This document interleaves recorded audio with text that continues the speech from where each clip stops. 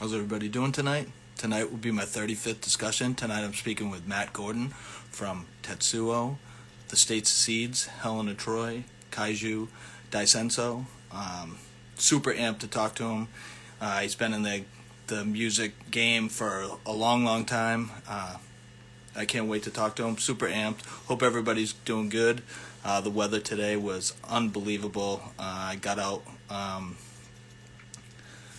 my on the basketball court with my daughter. It's amazing. Pretty much any sunny day above 50, I'm going to try to hit the court, especially with my daughters. Just hone in on their skills and stuff. All right, well.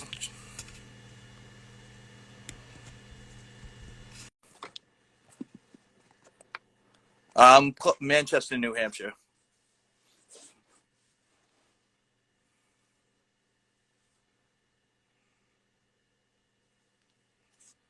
Try that again.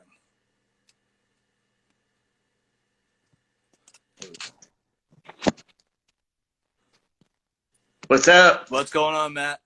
Hey, what's going You're on? you're sideways. I'm sideways. Oh, there we go. Yeah, it's a new phone. I'm trying to figure it out still. Perfect. My old age, I'm kind of like bad with technology. Yeah, I'm not that good either, honestly. I'm creeping up on 50, so I'll be 50 next January. So I'm uh, Yeah, I'm up there. yeah, I'm in my mid 40s, so this is I'm still learning. I want to thank you so much for taking the time out to do this and talk with me. Yeah, I definitely absolutely. appreciate you doing this. Definitely. Yeah, my pleasure. Usually when I first start, I just start off on asking what got you into like the punk hardcore scene. What were you listening to? Actually, what were you listening to before you found punk? And then what was the first couple bands that got you into like punk hardcore? So growing up, I was probably like, real young kid. Like my dad and my uncle were deadheads, so I got to go see the Grateful Dead real young. Like they would take me like with Jerry, obviously, and so like that kind of stuff. And my mother was into like the Doors and like the Moody Blues. So I always heard like my first concert ever. My parents took me real young. I saw the Beach Boys. So, just when you're young, you kind of like you're hearing the stuff that your parents are playing in the car, like that kind of stuff. And then I had an older cousin who used to babysit me. He was a punk kid, um, my cousin Mark, and he used to come over and he would babysit me. This is like 81, 82, and he would bring over like his records. And the one that always resonated with me from the beginning was the Misfits. Yeah. Okay, so he would bring over Walk Among Us, and I remember like he had it on vinyl and he would play it for me. And Misfits, it's especially as a young kid, it's like, well, I liked horror movies, I liked monsters, even like when I was young, and more than a lot of the other bands that he was playing, it had like a sing along kind of, it's like you could play I Turned Into a Martian to a kid, Yeah. and it sounds like it's a fun sing along thing. So I always loved that band, and I would look at all the pictures of like Misfits, and they all had the stuff, and I was reading like Fangoria and like stuff like that. So that band was like my first love, and I didn't really kind of dive fully into it because I was still really young. So this was like 82, 83. But I do remember too, like I would go to like, so I always loved Godzilla too, it was like monster movies. And I would go to this store every birthday. My parents, my aunt would send me checks, and I would save up all this thing. And every year we go to Forbidden Planet, which was in New York City, like the original one on Broadway. And I would go and I'd buy like this is like 83, like all the Godzilla stuff that was coming in. That was like the one store that had all the stuff coming in from Japan. Yeah. And I remember even back then seeing Glenn shopping at the store because I was a little kid, but I was like, oh, that's the guy because he, despite what people say about him, he is who he is. He used to walk around like with the devil lock and stuff. He wasn't like Jerry or whatever, you know, those guys would Yeah, like take it off when they're off stage. yeah, I would see him in Forbidden Planet and like shopping for like, you know, toys and stuff like that too. And I'm like, oh, that's the guy that's on my cousin's record. yeah, And then, you know, I was a skateboarder too, so I would read Thrasher, and little by little I would hear like, you know, all these records and stuff like that that he would play for me. But I think it was like June '86, and then they had that Danzig interview and that Thrasher, and that was it. And then I went out and I bought my first copy of Walk Among Us and Sam Hain, November Coming Fire, which had come out at that time. And then from there, it just snowballed. You know, you get into like all the bands at that time too. I bought Eye Against Eye, Dead Kennedys, Black Flag, Poison Idea, everything that you could think of at that. It was just like you dive head first. And I was young, but I was living in New York, so you had all this stuff around you. Because I grew up in Queens, so you had like all these great stores in New York City, and then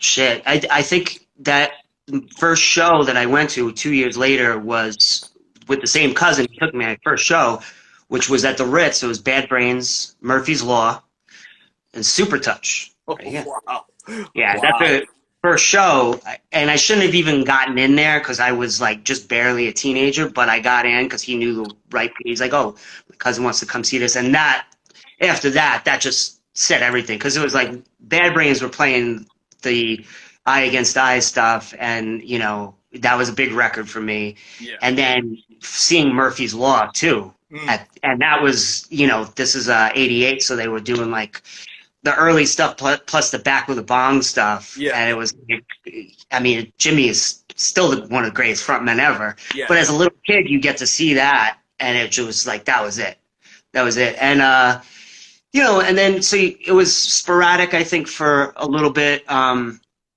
You know, because I was young, so I didn't start going to shows on my own until probably like the early '90s, and then I would start going to see bands like Super Touch, Burn's early shows, stuff like that, and then from there you get into the local stuff because then you can start becoming a part of it when you get older, and it's like the Long Island hardcore stuff that was going on at the Angle, you know.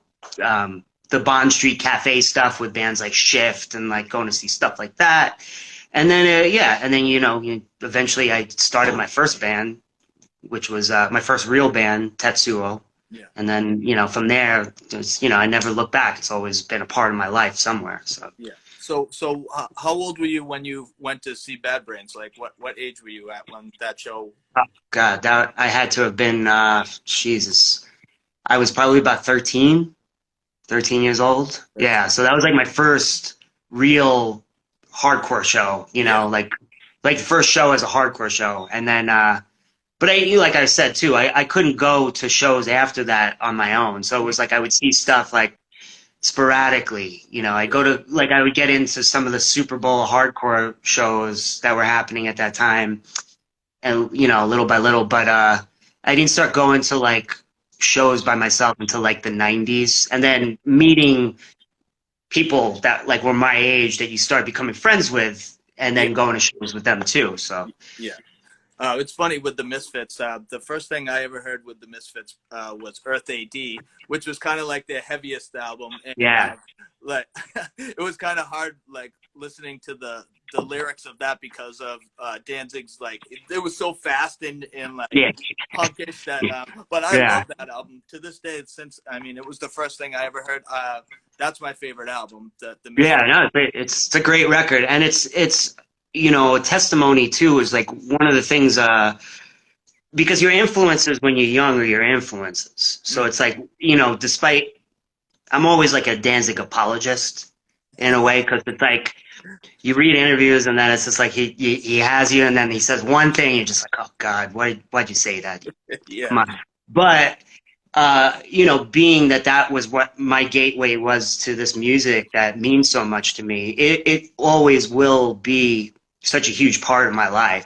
So I do, really love like his music, and it was obviously a big influence on me. But he is who he is. Like I've met him a couple of times, and like just if you're a fan, as far as my interactions with him, he was cool as shit with me, and like he signed all my stuff and took pictures with me and my wife, and was really cool. But I get it though. He does have like it's like he has a certain persona about him, and I think people try to test him a little Yeah. bit, and then he doesn't. But he is you look at like something like Earth AD, which came out when everything was so fast, and you could hear he was influenced by like Gangrene and that kind of stuff coming out, and then completely just turning it around and doing Sam Hain, which slowed everything down like when everything was going faster. Yeah. And that's one of the probably the most attractive things about him is that he kind of like he doesn't give a shit. He does what he does and he does what he wants. So that's kind of cool. A lot of people like, he never did any trends, never did what so. Yeah. My first show also is very similar to yours. My cousin had a neighbor that was older than me. I was real young. My first show I went at 11 years old to the Channel in Boston at an all ages show, and it was SSD, DYS, and Angry Samoans. And Oh yeah, it's a great show. it was similar to you, like a great show. Yeah. And but I was after that I was so young. I say this a lot. I was scared shitless. So I love the energy and I love the music and stuff like that, and that's what drew me in. But I didn't go to another show till about 87. So it was like a 5 year, maybe 4 or 5 year gap. And then I started going with my friends that were, like had their license and stuff like that. Yeah, that was kind of like me. It was like 88, seeing the Bad Brains and Murphy's Law and that energy in the Ritz of all places too. There's something magical about that venue too, the old Ritz. And then which is now Webster Hall. But then, and then it was a couple of years later, and then you get into like old different styles of stuff too. It was like that was coming out too. So yeah, but I got to see Bad Brains once, but it was during the Quickness tour, so I was kind of later in the game. Although I love Quickness, a lot of people downplay that album, but I love that album. I think it's a shame that like he kind of lost his mind a little bit, and and that all the like certain things played out to that weren't very favorable to the Bad Brains over the years too, with like some of the homophobic stuff and like, but at the same time, like if you got to see that band back when they were like, before he got older, it's like there's nothing that compares. Like seeing them in 1988, like the energy was just like you can't compare. Yeah, it's like even like I said, even the Quickness tour, it was great seeing that. I'm just lucky enough that I got to see him once. Like I heard an interview you were saying you wish you saw him like in '83 or when when was that the TV show? Yeah. Like the Drew Stone interview, that was I mean, if you watch that CB's stuff, I mean, it's like that was like the golden year, seeing him like 80 to 83, and it was like I wish I got to see them then, but I was way too young at that time too. So, but I'm glad I got to see him like before they because I don't know, the last couple times I did see him, they kind of suck. So it's a different band now. All right, I was getting called. Yeah. So what? Going into your first band, Tetsuo, did you always want to be a singer? Like, kind of, what got you into wanting to be in a band, and were you like apprehensive about being a singer and playing shows and Well, with Tetsuo, it was kind of like so I grew up in Queens, and I didn't move to Long Island until like 10th grade. So when, and even when I moved there, I still went back to like Queens and like hung out in the city and stuff like that too. So I wasn't really involved with like the Long Island hardcore scene for a while. But when I moved to Long Island and I went into Oceanside High School, it's like back then too. And it's funny because everything is so different now. So you I was talking to my friend about this. So, like back then, you saw a girl with Doc Martens or colored hair. It was like, oh, or anybody who had tattoos or something Yeah. like that. It was like, oh, that's part of the tribe right there. Like Yeah. that person's into something that's like on the alternative side, or like whether it's skateboarding or like punk or like some kind of like outside of the mainstream, like, you weirdo shit. Yeah. And you tend to gravitate towards those kind of people. So when I went into Oceanside High School, I was just like, oh, fucking, I hate all these people. But there were a couple of kids that were around, like Bob English, who was in Tetsuo, I would see him in like the hallways and stuff, and they were younger than me. But, he'd be wearing Sonic Youth shirts or like, chewing on his sweater or something like that. And dude just doing like, it's just like, okay, who's that weirdo? He doesn't like, it's like that kid's not normal. I kind of like him, just, you kind of like I said, gravitate towards that. And, like all those, the early Tetsuo kids were about a year or two younger than me. And I think I just approached them, at that time, they were in a band at the time called Section 8. And they might have played a show or two on Long Island, like a local scene or whatever. And Bob, um, he and I started basically Tetsuo in his bedroom. Like we didn't. He was into a couple of different things, but it was a little bit more, I think, like at that time, like Dinosaur Jr., Sonic Youth, like that kind of stuff. But like I said, you'd go, and this because you'd go to shows back then, and hardcore kids and those kids would mix. Yeah. It wasn't now like where you'd see like different fractions of like people. It was like if you were into like anything alternative, it kind of like all came together. So we started jamming in his bedroom, and I was, those guys might have had like the Heroin LP. That might have been like the only thing that I could think of, but like we were really influenced by like Hoover and Lincoln at that time. That was like a big 7-inch for us. So we kind of like started listening to that stuff, and Bob and I just started a band. And then I don't remember exactly how, but we met Neil Rubenstein. He was a fixture at local shows, who also was in Irony of Lightfoot and Sons of Abraham too.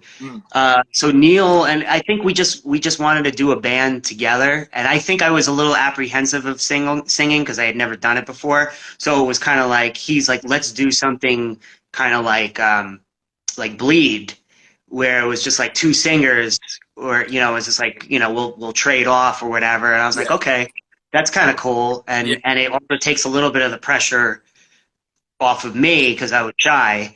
But so we got into that, and like I mean that it kind of like snowballed from there, kind of from there. I had already been going to like ABC No Rio. I don't think Bob and those guys had gone to those kind of shows yet, but I was already going to see bands like Nation of Ulysses and Heroin and Born Against, Rorschach, Citizen's Arrest, like that kind of stuff. Yeah. So I definitely was a big influence on Bob for that, and we were influences on each other because like he turned me on to some bands I'd never heard. And then we just started playing locally in the scene, and I think we were one of the first bands that kind of like brought like Bob and I started a distro in his, and we would lug records to like all the New York, Long Island shows. So we called it Link Work after the Jawbox song. And we were the first group of kids I remember bringing like that Gravity Records stuff to Long Island and New York. There were people like the guys from Half Man that were definitely into that stuff, like Chris Jensen and stuff. But we were bringing, like, Bob was on the phone every fucking week with like Matt Anderson, like ordering records, and like Sonny from Angel Hair and Kent McClard and all those people.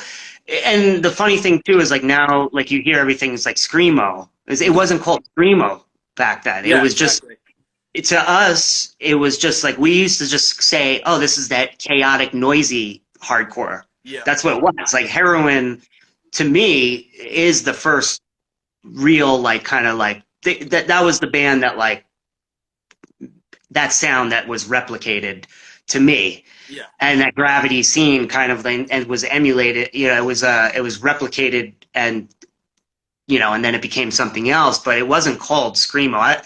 I don't even remember where that fucking term came from at first. It was like even when I was in the States of Seeds and we were playing with Seisho all the time. That shit wasn't called screamo. It was like, oh, it's hardcore. It was hardcore punk. Like that was it. Yeah. So I don't even know. I don't even know what the fuck Scrams is. Like it's like I don't even know what. Like I'm just being sorry, people out there. If you get offended, but I don't know where the fuck that term came from. But it's like, but screamo, it's the same shit. Like with emo, where people need to put it in a pigeonhole it and kind of put it in a box, and it's like, at first it was a fucking derogatory remark at Dag Nasty and those bands because they were more emotional. But then now it's a totally different thing. You hear people that, oh, that's emo. It's like, what the fuck are you talking about? Everything's emotional. You know what I mean? Like fucking Vision of Disorder is emotional. It's like it's so stupid to me. But it's the same thing with goth too. It's like, oh, you got black nail polish and shit, so we're gonna call it goth. It's like, the fuck are you talking about? It's death rock. When I saw when I was going to shows and I saw Seisha and Reversal of Man and Orchid and stuff like that, just like you said, there was no such thing as screamo. Then years after those bands had broken up, then all of a sudden it was screamo, and everything. They're the godfathers of screamo. Yeah, it was weird because we played with States of Seeds too. When Tetsuo was more of a local band. We had that element, and we were definitely influenced by what it would be screamo bands now.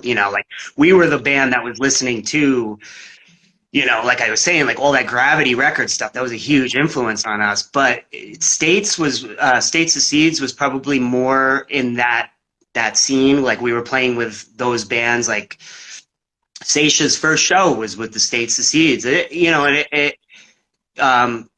were the first band that Greg Drudy asked to be on Level Plane. That was we were the I think the second release on Level Plane. It was this. He released the Seisha 7-inch, and then us, and then it was an ABC No Rio comp, whatever. But we played with Seisha they were our brother band. It was States of Seeds and Seisha. Their first couple shows, their first show at ABC No Rio was with us. Bob's Basement, Seisha played there all the time. And then we played with all those bands that at that time, You and I and stuff like that too. And it's just weird. All the festivals that happened at that time, we were on the bills with all those bands, Three Studies for Crucifixion and Convocation of, and every Level Plane band in the early years, Usurp Synapse, we played with them, Race Band, and that, we toured with those bands, and it just, I don't know where that term came from. I know I digressed a little bit, but yeah. I guess I ate an edible, so I'm high as fuck right now. So it's so my memory is I gotta go a little. Sorry. No, that's all right. When I first heard Scrams, I didn't even know what the fuck it was. Actually, I heard Scrams and I'm and then I saw bands that were labeled as Scrams, and I'm that's what they call it now. I'm me being old, it just went right by me, and like I said, I don't even know where it came from. I couldn't even tell you the first time. One day I think I just all of a sudden I heard the term and I was just oh, so that's what we're called now? Because that's kind of we're I don't know. To me, it's it's hardcore. It's punk. It's and I always said that too. It's just there's good music and there's bad music no matter what.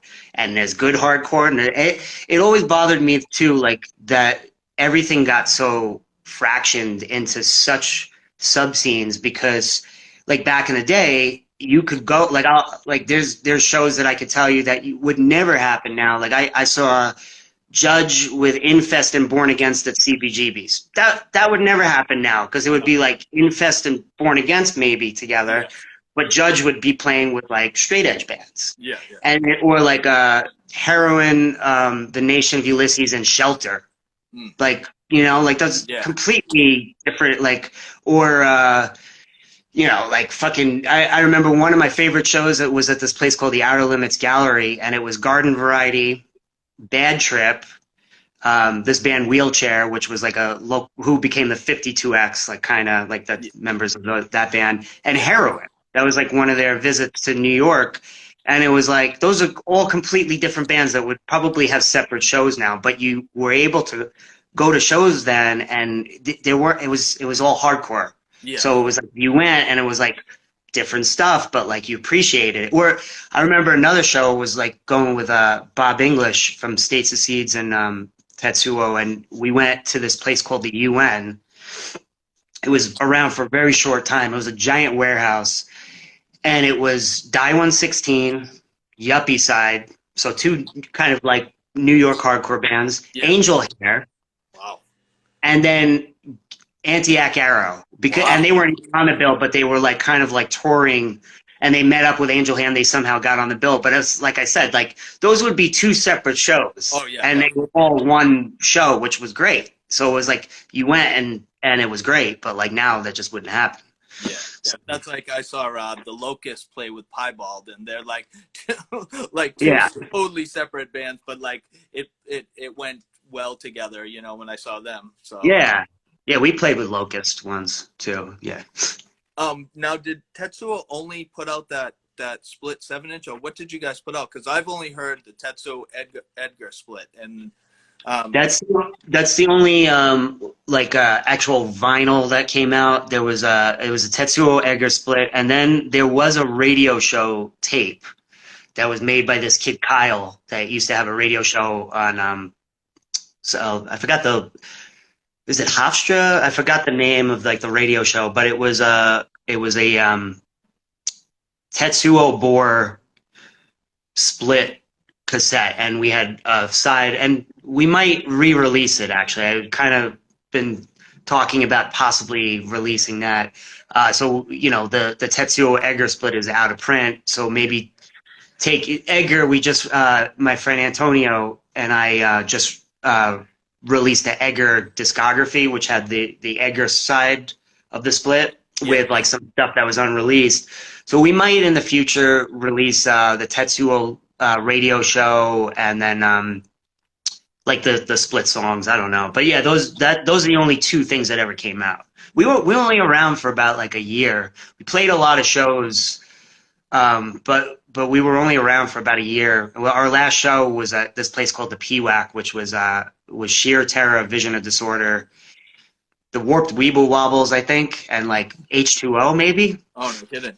Yeah, again, another show that probably all different kinds of bands have probably. Yeah, exactly. And that was what, 1995 that you guys were to? Yeah, it was like, I think it was like 95, 96. Like, and then very soon after that, we had a little bit of, we broke up, and like that was our last show, and then there were talks, from what I remember, about doing a reunion show. And at that time, so Miles Carr, who was also in Books Lie and I Am the Resurrection, we were doing a Tetsuo reunion. We were going to do a Tetsuo reunion show, and my friend Antonio Lario, who also was in States of Seeds with myself, I Am the Resurrection, Usurp Synapse. He's actually a good guy. You should probably talk to. Was he was in Maracate, wasn't he? Yeah. He filled in and played with Maracate on their European tour. So he was a good friend, and he was hanging around at you know, with us. You know, we were all friends, and Tetsuo was like kind of jamming to play, and I think Miles was there too, and also Daryl Palumbo, who was for everyone knows from Glassjaw. He was our, you know, Glassjaw's first show was with Tetsuo in Bob's basement, and their first out of state show was with Tetsuo. So we were all really good friends, and Daryl was like our little brother, and he happened to be around, and I think he happened to be jamming at the Tetsuo reunion thing, and we just started playing, and Antonio grabbed the mic, and I grabbed the mic, and I was like, you know what, fuck it. I was just like, we were all like kind of like, let's just do a new band. Yeah. Because Daryl had a couple songs already. He had a song called Rodan. He had a song called Advent of Legion. And he only played one show with us, like the first States of Seed show. Yeah. And then I think he got too much shit from Beck. And Glass Show was kind of getting bigger at the time, and Beck, Daryl's my buddy, but he wants to do too many things, I think, and like Beck, I think, is a little bit more of a control freak, and was kind of like, you're not doing that, and I think gave him shit, and that's how. And then we got Chris Jensen, but that Tetsuo kind of morphed into States of Seeds a little bit. It was a better band too, like as much as I loved Tetsuo, was very dear to me, but States of Seeds was just that was on another level, kind of. And the only thing that came out was the self-titled album on Level Plane, correct? Yeah. We played for a long time. We toured with Drift from Canada. It was like we did like a Northeast tour up to Vermont, and then we did a tour with Portrait, I believe, and then of course with Race Band. We did our own tour where we met up with Race Band, and we got to be really good friends with those guys. And we had the one LP, and it just fizzled out because we had problems with the guy who played on the drummer of that record pulled some shit on tour. Let's call it for what it is, and it's just like did some stuff that was just like, well, I want to go here, and if you don't do that, I'm going to leave the fucking tour. And so we all kind of knew, I think at that point, it was just like, well, we're going to finish this, but then when we get back, it's just like, we're not going to put up with that shit and kick them out. And then I think when that tour ended, we were going to write more stuff. And then, Miles was up at college, Bob went away to college. And then I think Antonio was, what would have probably been another States of Seeds version of the band turned into, I think, I Am the Resurrection, kind of. Not that it was the same band at all and different people, completely different thing, but I think jamming on, we might have wrote more stuff, but it just didn't work out. I was on Long Island, they were all upstate, and it just kind of, turned into something else, and it fizzled out. I don't even think it was an official breakup. I think once we lost our drummer, we were contemplating using another drummer, and then it just turned into other projects. Yeah. The Level Plane was the only release that was recorded at WGNS in DC with fucking what's his name, Jeff. The guy from Beefeater and I forgot it. So we had no place going to that. We had no reason to even go to that studio. I think we had heard that Closure did their record there and Seisha did their record there too, and we were kind of like, oh, that's cool. Jeff Turner, that's what I'm thinking. But you could tell he could care less about what we were doing. We came in and I remember even he was on the phone with one of the other Discord guys at one point, and he's just like, yeah, we're recording this stuff. It's kind of noisy and screamy. Thank God that part's over. But we're doing the interlude stuff now, which is a little nicer. So I think he was getting paid. He was nice, but it was just he could care less. Yeah. I actually saw States of Seeds. I don't know if you remember this fest, but Pete from Sinaloa set up the Tin Can Full of Dreams Fest up here in New England.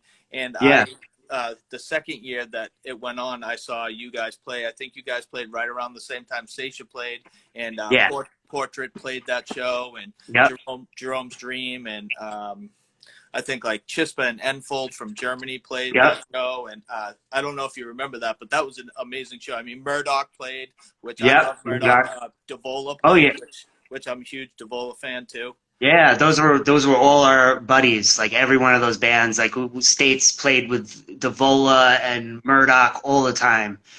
Murdoch. Frank is in a new band now called Herjaza. Oh, no kidding. Yeah, really good, really, really good band. And actually, I'm doing a compilation that's coming out called A Piece of the Beast with my buddy Messina on Sunken Temple Records. Oh, nice. Matt Messina from Helen of Troy. And her Jaws is on there, and they're a phenomenal band. It's 12 New York bands that all don't sound anything like each other, but it's like a family compilation because we've all had relationships with each other in some way, whether it's playing shows together, being in bands together, or just friendships over the years. Actually, my current band, Kaiju Daisenso, is doing a State Secedes song called Rodan. Kidding. Oh, no, yeah. kidding. That's awesome. So we were like, oh, what can we do for this? And it was like, well, State Secedes had a song called Rodan. Let's just make it a kaiju song and actually change it, because the original song was about a girl.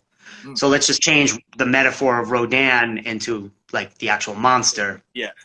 Is more appropriate for Kaiju Daisenso.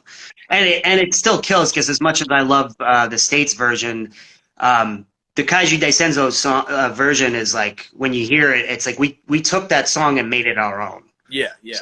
But it's a completely different thing while retaining still a piece of my past with the friendships that are on that record too. Yeah, so. And you've been advertising that, because I've seen it on Sunken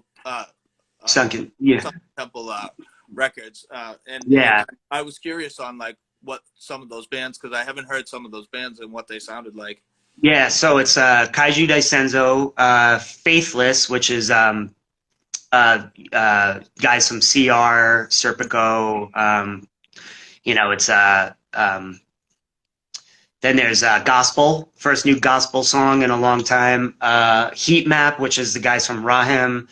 The Herjaza song. There's a Still Suit, which is they did it's not a brand new song. They recorded it live on Axe to the Grind, but it's the first time it's going to be a new song on vinyl. Edgar actually has a brand new song on it. Oh, no kidding. Yeah, they recorded an old tune called Winter Has Come, but it was never recorded properly. Yeah. And that's going to be on there. And it's fucking phenomenal. Like when you hear it, I remember that song when they played it live. It's heavy as fuck, and I was just like, Bob still got it. His vocal scream, like when you hear it, you're like, man, it sounds like it could be like 1994 again. Yeah, like it just does a lot. Yeah, and then Pembroke is on there, and that's a band with Jamie from Seisha, a new band that he's in with my other buddy John Viviano from Super Touch. And there's tons of really cool bands. I can't wait for it to come out. It looks great. It's got to have a big 16-page color booklet, And when is that coming out? We should be having the pre-orders for it in the summer. Everything got pushed back. We thought we were going to have it by summer, but with all like the fucking COVID restrictions and everything is like the pressing plant is overseas. Yeah. So, with the restrictions and then like the mail and everything like that too. And then also the other thing too is Record Store Day, which kind of fucks everything up too, which it's great for record stores because it brings business into them, which I love. But smaller labels like mine get pushed to the back when they got to get all these new releases out for Record Store Day, like 10,000 Bob Dylan records. Like we fucking need that, again. But anyway, it's like, so the pre-order should be up in the summer. And it'll probably be on Sunken Temple Records. We're going to do it. It's on my label also, but we just decided to do one pre-order on one site so it wouldn't confuse people. It's just just go to Sunken Temple Records, you buy it there, and then, Yeah. Now, will that just be on vinyl, or are you guys doing like CDs, or what? Like, is it just strictly vinyl? Just vinyl, yeah. It'll have a download card that you can, download for Bandcamp, but it won't be for purchase on Bandcamp. So you'll be able to download it from the Bandcamp site. It's going to be, the first press is going to be 200 black and 100 purple. And then we'll see if things go well. We were talking about, and hopefully it happens, doing like a release show for it in New York when things are better, but who the fuck knows with everything's so up in the air. It's like I talk to all my friends in like Agnostic Front and they're just like, I'm like, what do you think? You think like shit is gonna happen? They're like, I don't know, man. Everything they're like, our tours got pushed back and back and back, and Well, hopefully it'll happen, and if it does, we'll do like a really good record release show for it. Maybe like 2 nights with gospel headline, and like we'll have all the bands on the comp. Um, but yeah, so it'll hopefully come out and like everybody will be happy with it. Yeah, that sounds awesome. I can't wait to Mhm. hear it. Now, do you remember that Tin Can Fest that you guys played? Oh, sure, absolutely. Yeah, I remember the fests were always fun because, like you were saying, we got to play with our buddies. Mm, It was just like, we'd show up and it was just like friends. That was like the Seisha guys, the Devola guys, the Murdoch guys, like Jerome's Dream, like all those bands. We were, that early like Level Plane Records yeah, kind of scene was like they were all our friends. So I remember those shows, and like you know, States had a lot of really good shows, and I miss that band. It was a lot of fun. So we played some great shows. We played some really great shows, and yeah, I remember that festival completely. I I remember. think I was sick that weekend too, if I remember. I At that time, and in that band particularly, I was having throat problems Yeah, a little bit, and I remember like spitting up blood because I was like ruining my fucking vocal cords. yeah, So I remember that show, the Tin Can. Like I was like I don't know if I was sick or it was just like I couldn't, like my throat was all fucked up. yeah. I do remember your guys' set, and I had picked up the CD, and I remember like the the release that you guys put out was kind of like it was kind of an intellectual like type of CD, which like at the time when I was younger, it kind of like went over my head a little bit because Yeah. I was like from a metalcore You like you and everybody else.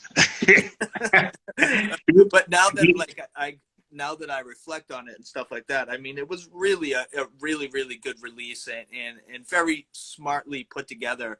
And like I said, I came from a metalcore background, and Mhm. when I saw that first fest, it kind of pushed me into the more chaotic and screamy side of hardcore. Um, Screamo. yeah, yeah, screamo, which I can't stand using, but Yeah, I uh, hate it too. But yeah, I mean, I think when that record came out, and this is I was talking with Antonio about it the other day. I think it's a combination of two things where States of Seeds kind of gets a little overlooked sometimes from that scene, even more so than Helena Troy, and States was more even involved at that time with those bands that are so worshipped now, like Seisha, and like everybody loves Seisha. It's just like, man, they played like with us in front of 10 people, yeah, and like yeah, these bastards, like but it was like, I think States of Seeds got over. I think it was a little too, like you said, intellectual. There was a lot going on. We had the whole propaganda thing going on. We fucked with people at shows, which was very punk. Like I remember one in particular. We played with Kill Your Idols and the Movie Life on Long Island, and we took it from the Nation of Ulysses, but we stopped mid song and fucking just drank. We had a coffee thing set up, and we just stopped in the middle of the fucking set and drank coffee. And everybody's just kind of sitting around. It was just like this intense, like, yeah, yeah. like screamy stuff. And then all of a sudden we stop, and it's just like we take the percolator and we sit down and we're sipping coffee, and everybody's like, what the fuck is going on with this shit? Like, so yeah, it was a little too intellectual. I think a combination of that and also it not being available, whereas everything is on like Spotify, and that's something that I was talking with Antonio. Of course, we'd have to get the permission of the rest of the band because I would never do anything without everybody's blessing. Yeah. But I would like to eventually.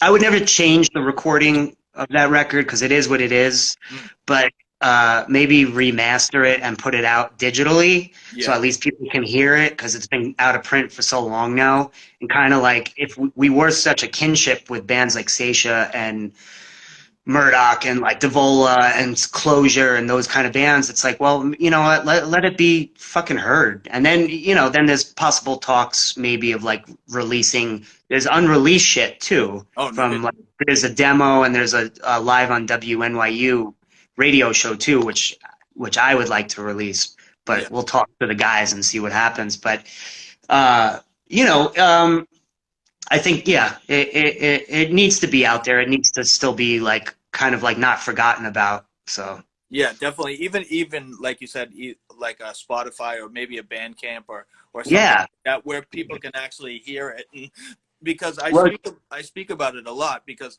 I like Pearls for Swine. I think that was like my mhm. favorite song on the album, and I talk about it. And a lot of people haven't like they haven't heard it. You know what I mean? Or they Yeah. haven't heard it in so long that they can't remember it. You know what I mean? Right. I think a lot of people that weren't around during that time, because the record went like it's out of print, and after that it was never repressed, Hmm. and then it was never available. So it's like you have all these kids that make these like screamo like playlists and shit, and it's got all our friends' bands on it, but we're not on it because we're not available. So Yeah. like you have like Stacia's on it, and like all these every fucking band that we played with is on these lists that we were like they were our pals, and like we're not on it. So maybe the time has come to kind of like be like, well, this is part of history in that scene particularly, so it needs to be heard. It's like even Helen of Troy Hmm. was another band that I did after States of Seeds. They're on like all these, like this kid put up a screamo playlist the other day, and Helen of Troy's on it, but like do they even know about States of Seeds? I don't know. Yeah. Yeah. It's like it was. We were well received at the time within our group of friends, like that level playing stuff, Yeah. and then it kind of like fizzled out, and people just forgot. And like you said too, some people just didn't get it. Like they wanted the chaos and like this thing, and we were also fucking with them. We were giving them like propaganda and like pamphlets and stuff, and they're like, "What the fuck is this?" Yeah. Yeah. We had a whole movement that came with our, like not only just the music, but like our message. And people were just like, some people just don't want to like fucking, they don't want to think sometimes. Yeah. It's like, which is fine because it's like music you could forget yourself in it. But Yeah. it was like, it was definitely a thinking band. You had to like go into it that way, Yeah. you know?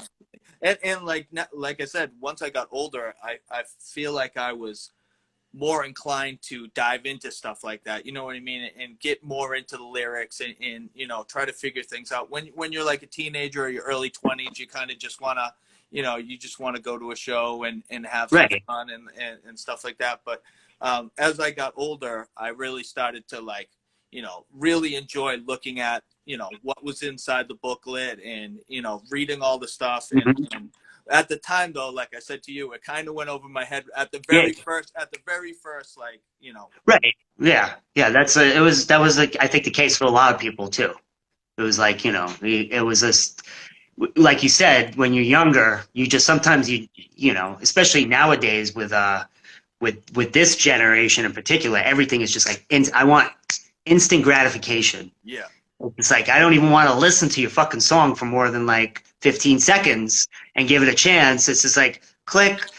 There's no more like, oh, let me go to the record store and flip through this and like, oh, this cover looks sick. I wonder what this is like. Let me take it home. No, yeah, yeah, it boop, listen for 10 seconds. Nah, it doesn't really interest me. I'm not gonna listen to the rest of the fucking record. yeah. You're So like next. You're yeah, like it's like next. you used to have to like listen to a record or like a CD, and then maybe the first song you didn't like, but you got through it, or you listened to it a couple times, and it was like, cool, this grew on me. But it's like everything now is just such. It's right at the fingertips. There's no searching for anything. There's no, you know what I mean? Like, yes, some people still do that. I'm not going to say generalize everything and say that that everybody does this, but so many kids like they just don't. In a way, I'm envious. In a way, I'm not, because like you have such a platform to get everything out there. But on the other way too, it takes a little bit away from like the drive that you had to have back Yeah, then. You yeah, know. definitely. I agree totally. Yeah. So when States of Seeds ended, how long did Helen of Troy start up? Like, what was the time frame, and how did that band come about? I know you were probably friends with, just kind of merging into Helen of Troy and the other guys Yeah. doing other things. So the only one, so States of Seeds ended, and the only guy that I knew actually from Helen of Troy at the time was Messina, Matt Messina. he was a friend of ours because he was a big State Secedes fan, and he from the beginning he was one of our earliest supporter friends. Like he would show up with like he would make his own patches and like buttons and stuff, and we'd show up and I'm like, what the fuck are you doing? Like that we didn't make those. He'd like hand them out to people. I'm like, that's cool, you know, fucking. But yeah, he called me up one. I think it might have been like maybe a year. So while Antonio and like those guys were kind of probably working on I Am the Resurrection, and Miles had also done Books Lie. I think they had started around that time too. Messina called me up. He called me out for some beers, and like, you know, Maddie's a charmer. So I kind of knew, like, I'm very perceptive, like, you know, like I kind of got from the phone call like what he was kind of getting into, but you know, he was, oh, let's go out for some beers and like, you know, talk about shit. And I was just like, I kind of know what he's gonna. See, he had started this band. I didn't know any of the other guys in it, and you know, we went out and you know, he sat there with me, and then sure enough, it came out. He's like, hey, I'm doing this band. I think you'd be great to sing. And I was like, no, I don't want to do it, because I was like, at first, I was like, I had no interest in really kind of doing another band, not that soon, because it wasn't that big a gap between, I think maybe a year Yeah. at that. And then, you know, but then you have three or four beers with your buddy. And like I said, Messina's he's a charmer. So I was like, finally, I was like, all right, yeah, I'll do it. And I came to practice, and I remember I didn't know any of the guys. So it was actually kind of weird because any band, either Tetsuo or States and Seeds, when I did it, I knew those guys already. So it was like we were friends already, and I was walking into this, and the only friend I knew was Messina. Yeah. And he was playing guitar, and I think that's why he was playing guitar and singing, and I think he wanted somebody to just sing so he could also concentrate on the song. So I went in, I screamed my head off, but when I remember hearing the music, I was like, man, these guys are fucking good. Yeah. I didn't know anything about them. I don't think they even really knew too much about like the local hardcore scene that I came from, but they were like good players, and I knew that they knew about some, like Sean Miller, the bass player, who also went on to gospel and played in Kaiju Daisenso for a while too. He and I bonded, I think, the quickest out of besides Messina, because we were already friends, but he and I bonded the quickest because he was like a fan of like the Germs and Black Flag and stuff like that. So one night we went for a drive together. I was a horrible driver, but he got in my car, scared shitless, and fucking we were driving around. I think we had to drop something off in the city, whatever. And then we're talking, just bonded over like Black Flag, the Germs, and all that old school stuff. So I was like, okay, this is my guy in the band, because nobody else really talked about that stuff. They were all into like new stuff. Yeah. So we became very fast friends. And then of course, you know, Vinny, and like at the time Jeff Bodzer was the guitar player. So I mean, Helen was a great band. And then when I joined that, it changed directions a little bit. But those guys could fucking play. Those like Vinny and Sean particularly together, they still have, you know, because they play in gospel together, they have such a connection.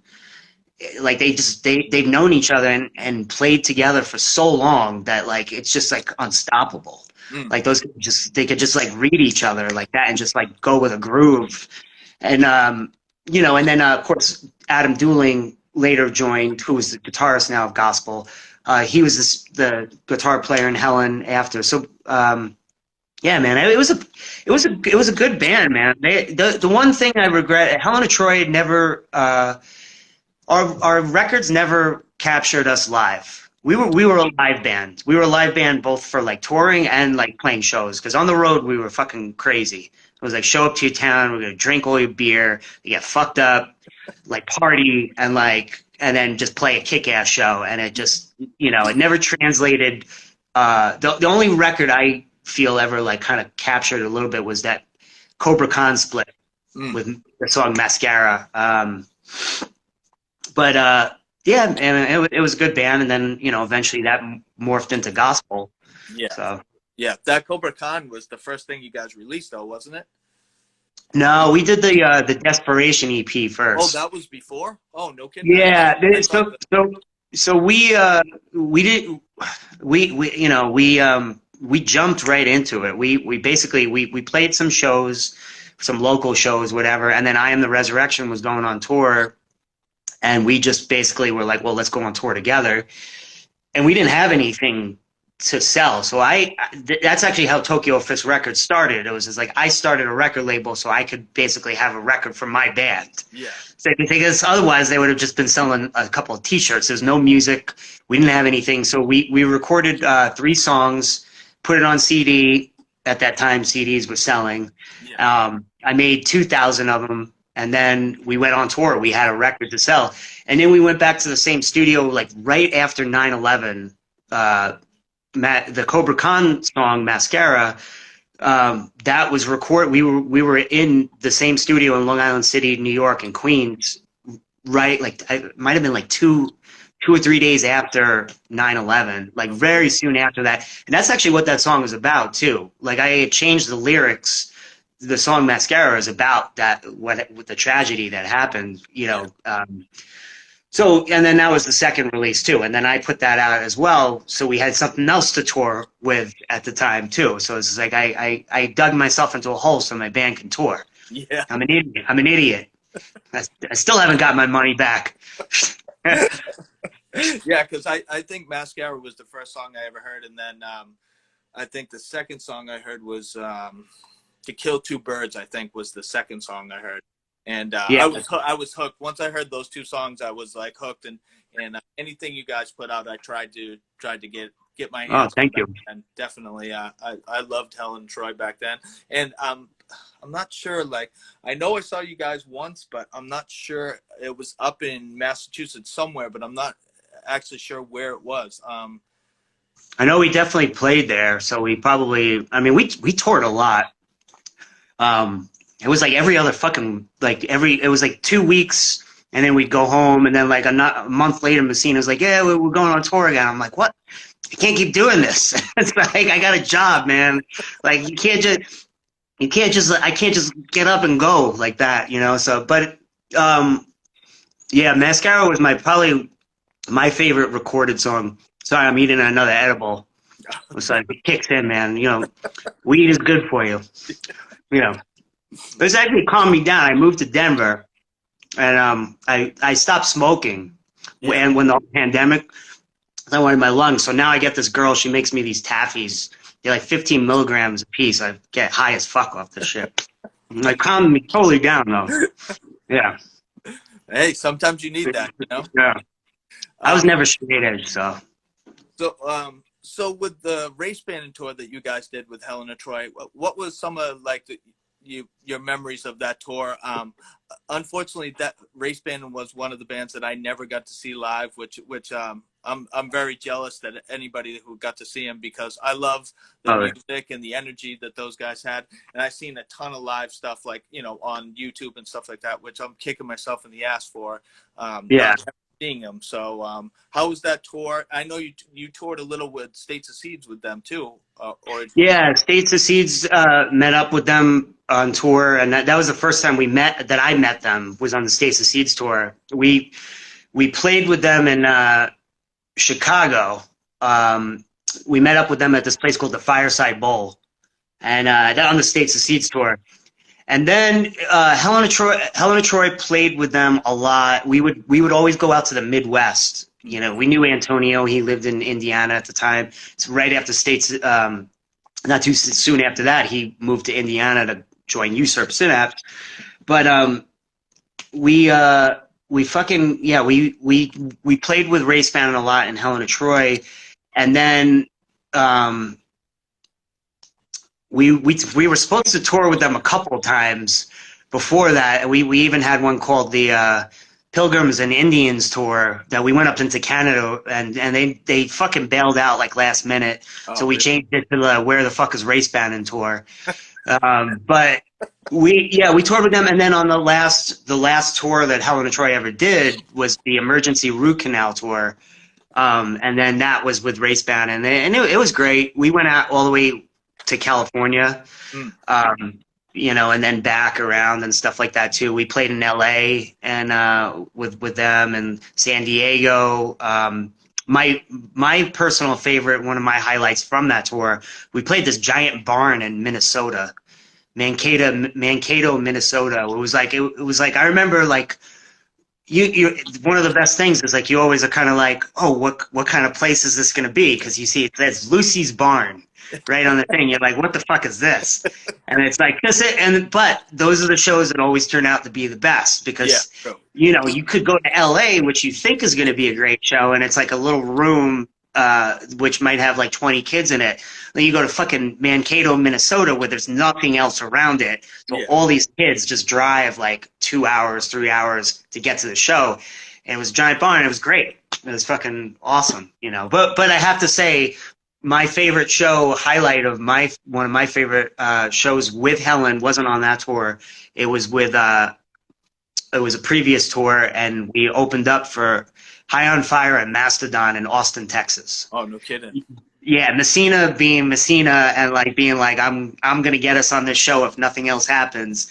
We were touring the South, and he got us on, and I mean it was like, wow, I'm smoking pot with Matt Pike right now. This is pretty sick. Smoking weed with fucking Matt Pike and getting high and shit, and it was really cool too because when we played, we opened up. And it was like, it was a sold out show at Emos and the old Emos in Austin outside. Yeah. And, so it was like over 1,000 people were there by the end of the night. But when we played, it was like 200 people. They were all standing back here. So I was like on stage, I was like, you better fucking come move closer because don't stand back there because I got an extra long mic cord and I'm going to just come out to you. So, and I did. But Matt Pike stood in front of us the whole fucking show and was like really getting into it, and then Messina's guitar broke, or he broke a string, and instead of Matt Pike just gives him his guitar. Oh no! He's like, yeah, just use mine. I was like, that's fucking cool. It's like that's Sleep, Higher Fire, you're playing his fucking guitar. Yeah. And then he came up to me too. He's like, hey man, you gotta drink more water because my throat was like going. He's like, don't smoke too much. Just drink a lot of water. Like, really? Coming from you? Man, your whole thing is based on fucking smoking weed. Yeah, so. yeah. It's like I saw Mastodon. They opened for There Were Wires and Purity's Failure up here in Cambridge, Massachusetts, and I had no idea who the hell Mastodon was back then.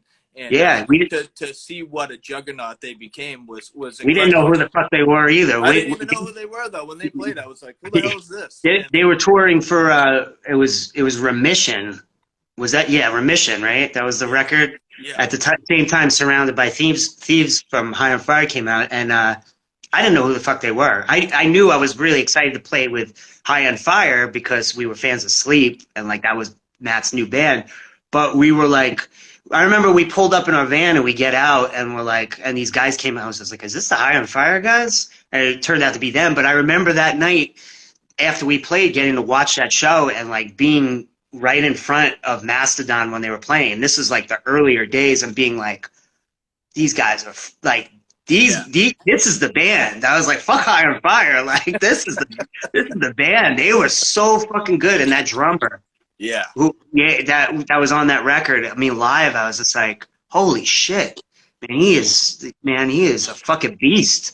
Just like, Yeah, but like you said, I didn't even know who they were, and then they played, and I was like, "Oh shit!" I'm like, "These guys are good." I'm like, and it was surprising that they got, not surprising, but it's crazy to see like somebody open, and then now they're huge. Yeah, it's not like you said, not surprising because they were so good, or they are so good. But it was like to see how big they got, though. That was I was a little like, what? Really? Fucking open up for Metallica and like, kind of crazy, But yeah, they were great. They were fucking great. I loved them. They were so good. Speaking of Race Band and then Helen of Troy, I was friends with the guys from Transistor.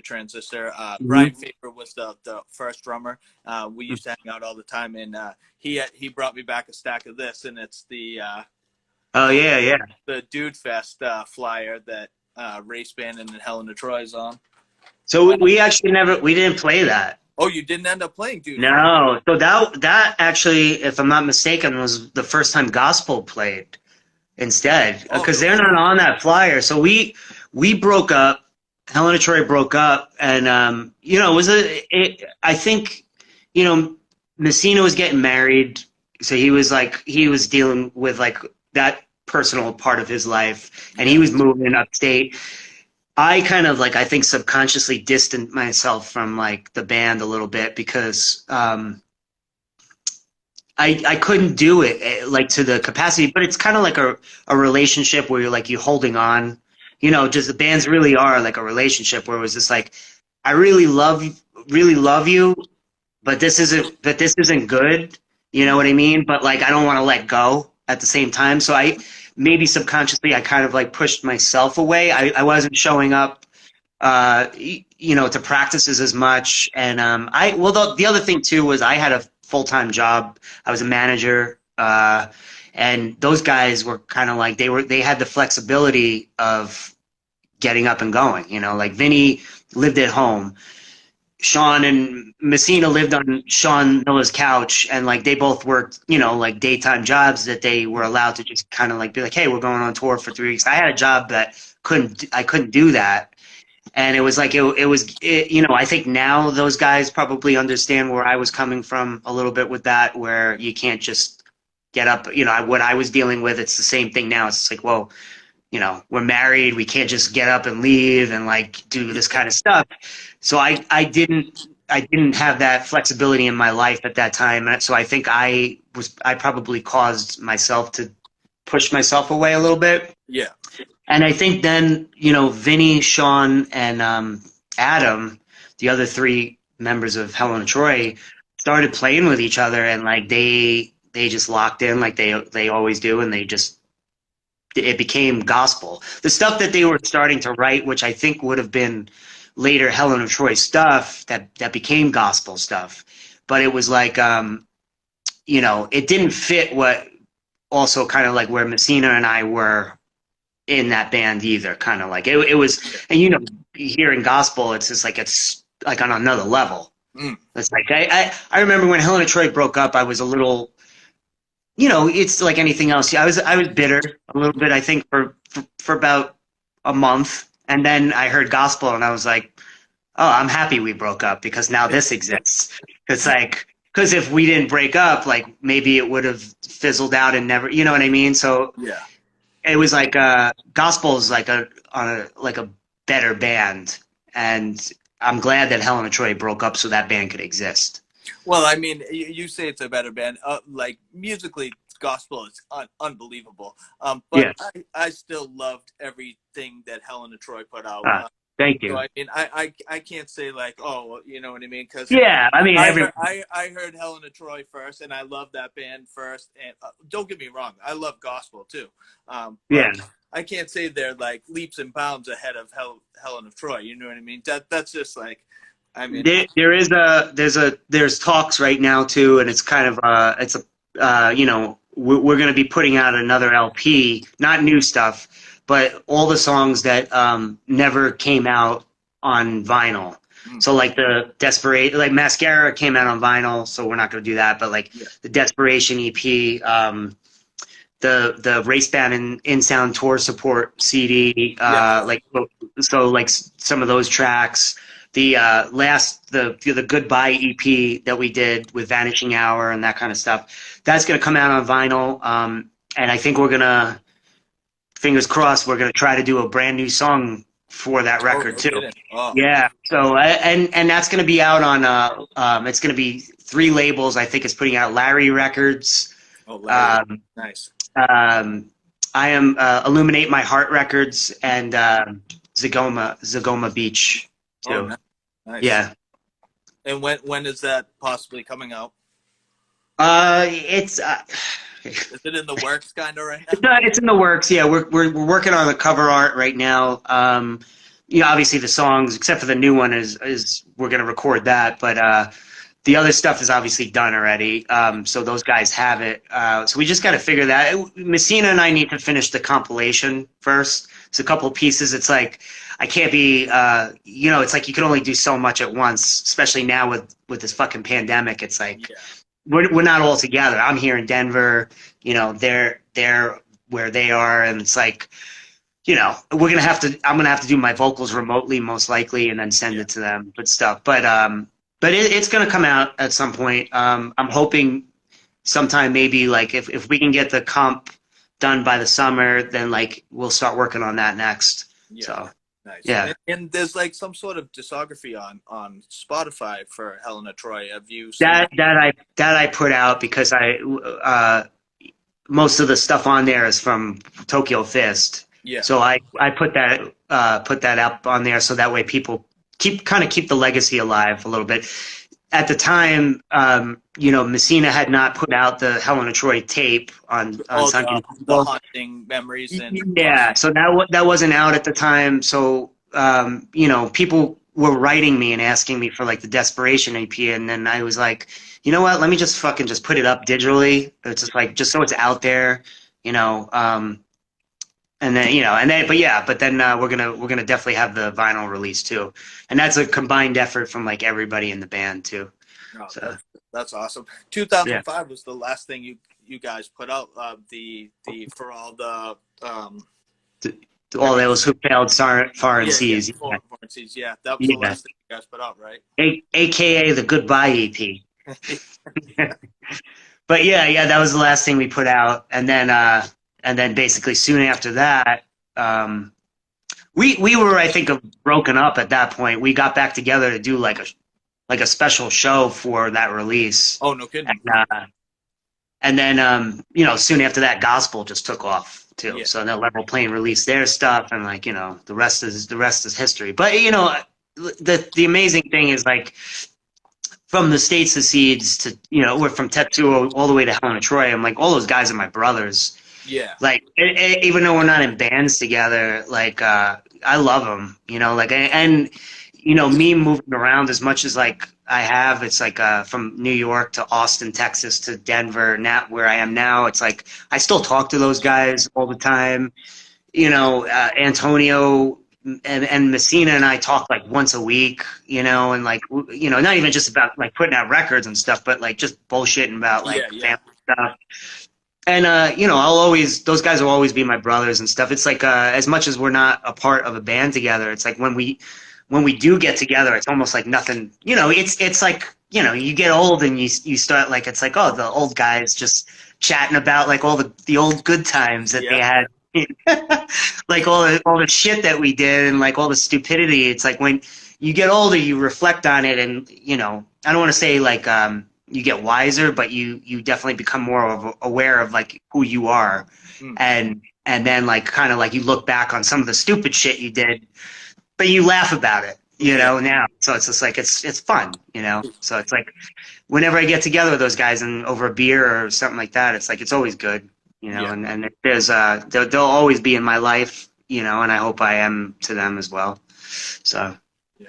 It's funny. I saw gospel up in Atkinson, New Hampshire. I live in New Hampshire, so it was like maybe 10, 15 minutes away from where where I'm at. And where in New Hampshire are you? I'm like right outside of Manchester, New Hampshire. Okay, is that close to Dover? I'm probably about 40 minutes from Dover. Okay, my boy Mark Ryan from Super Touch has a bar there now Oh, no kidding. in Dover. Yeah, he owns a bar called Sonny's Tavern Oh, no in kidding. Dover. Yeah.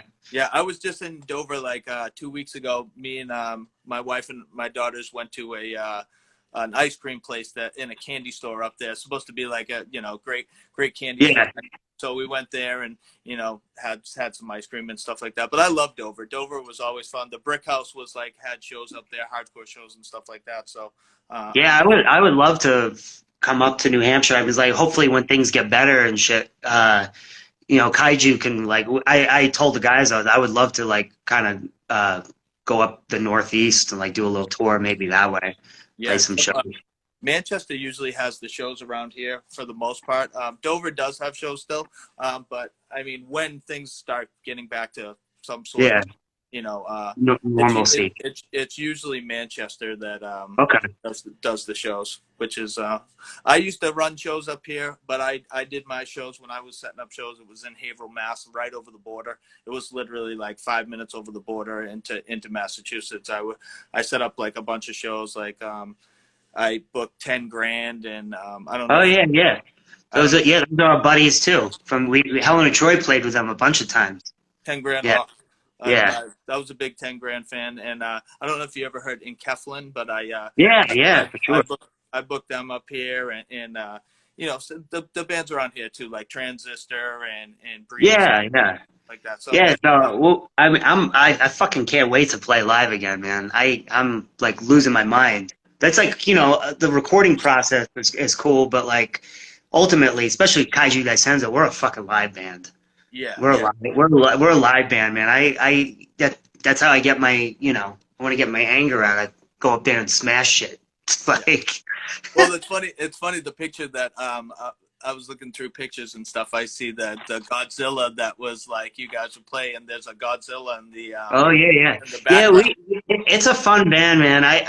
I gotta say, it's like out of all the bands that I've done, not to dismiss any of the other bands, it's the most fun for me because it's like as a Godzilla fan, it's like as extreme as the band is, it's kind of like it's lighthearted at the same thing too because I'm screaming about fucking monsters in rubber suits. So it's like, and then we got a guy that comes out and like we throw masks out to the crowd and like paper airplanes and shit, and like Yeah, it's kind of like half Guar, half Murphy's Law, like half fucking Infest, yeah, like that. So it's like it's hard, it's fucking aggressive. If you didn't know what the subject matter was, you'd be like, oh, these guys are fucking extreme. But at the same time, it's like it's fucking fun. I mean, I'm saying about like War of the Gargantuas and fucking shit like that. So it's like how could it not be? And then we have a guy who comes out in a Godzilla suit and like fucking and like does all that shit, and I jump on him and yeah, all that shit. So it's like, it's only going to get bigger and better too. yeah, Because I'm demented that way. So I got all these kind of plans. I'm like, I want to bring a whole fucking circus out on the road, kind of like where we have like all monsters come out and like just like fight each other and shit and come yeah. on stage and like, but yeah, it's a lot of fun. Anybody that's never seen us before, if you do, you're gonna have a good time because even if you don't like Godzilla, you might like hardcore, right? If you don't Yeah. like, even if you like hardcore, whatever. There's something for everybody. Yeah, So, yeah. And you guys put a lot in, like it's not just like one, like what when I heard it's not one style of hardcore either. It's kind of you guys draw from but like I hear like straight up punk, old school punk, and then I hear some like crusty stuff almost, yeah, and yeah, like a little bit of grind, and like because yeah. Well, you guys mix it up. Especially Radiation Scars was yeah, really heavy, and like I I gravitated wrote to that that. one.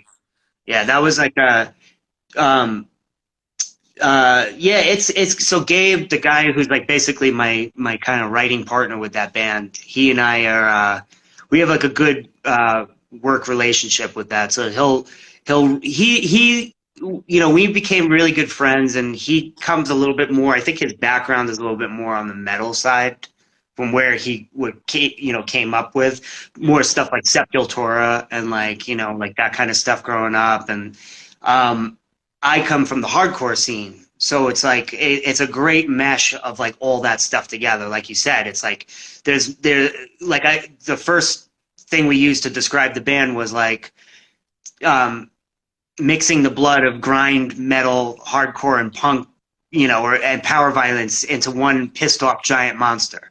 It's Yeah, like that. That's kind of what it is. It's like it's really aggressive, real extreme, lighthearted because it's that came from the influence of the Misfits for me. yeah, When I started that band, I didn't want to have another band where I'm like screaming about like feelings or like political shit or whatever. I was like, you look at like when the Misfits came out, they're singing about horror movies, which are timeless. yeah, So I said to Gabe, I was like, well, if we originally were going to do like a grind band, it was like going to be like real extreme, real heavy, and just really go at it. And then we came up with the idea together as Godzilla fans. We were like, well, if we sing about this, it'll never go away because that universe has so many characters and stuff. It's like we could be 60 years old and still singing about this shit, and Yeah. it's still fresh because if you like either that kind of music or you're a fan of Godzilla movies, it doesn't go away. It's not like you're talking about Donald Trump and then 10 years later there's no more whatever. But like it's Godzilla movies are always fucking around and just super, like it's super relevant too because King of yeah. Monsters just came out and now King Kong vs Godzilla, Yep. so it's super relevant. And I can't wait. I'm gonna be. I already told my wife. I was like, babe, the night that comes out, I'm gonna watch it on HBO Max that night. You might want to go in the other room, and then and then we'll go to the movies together because I still want you to see it. Yeah. But yeah.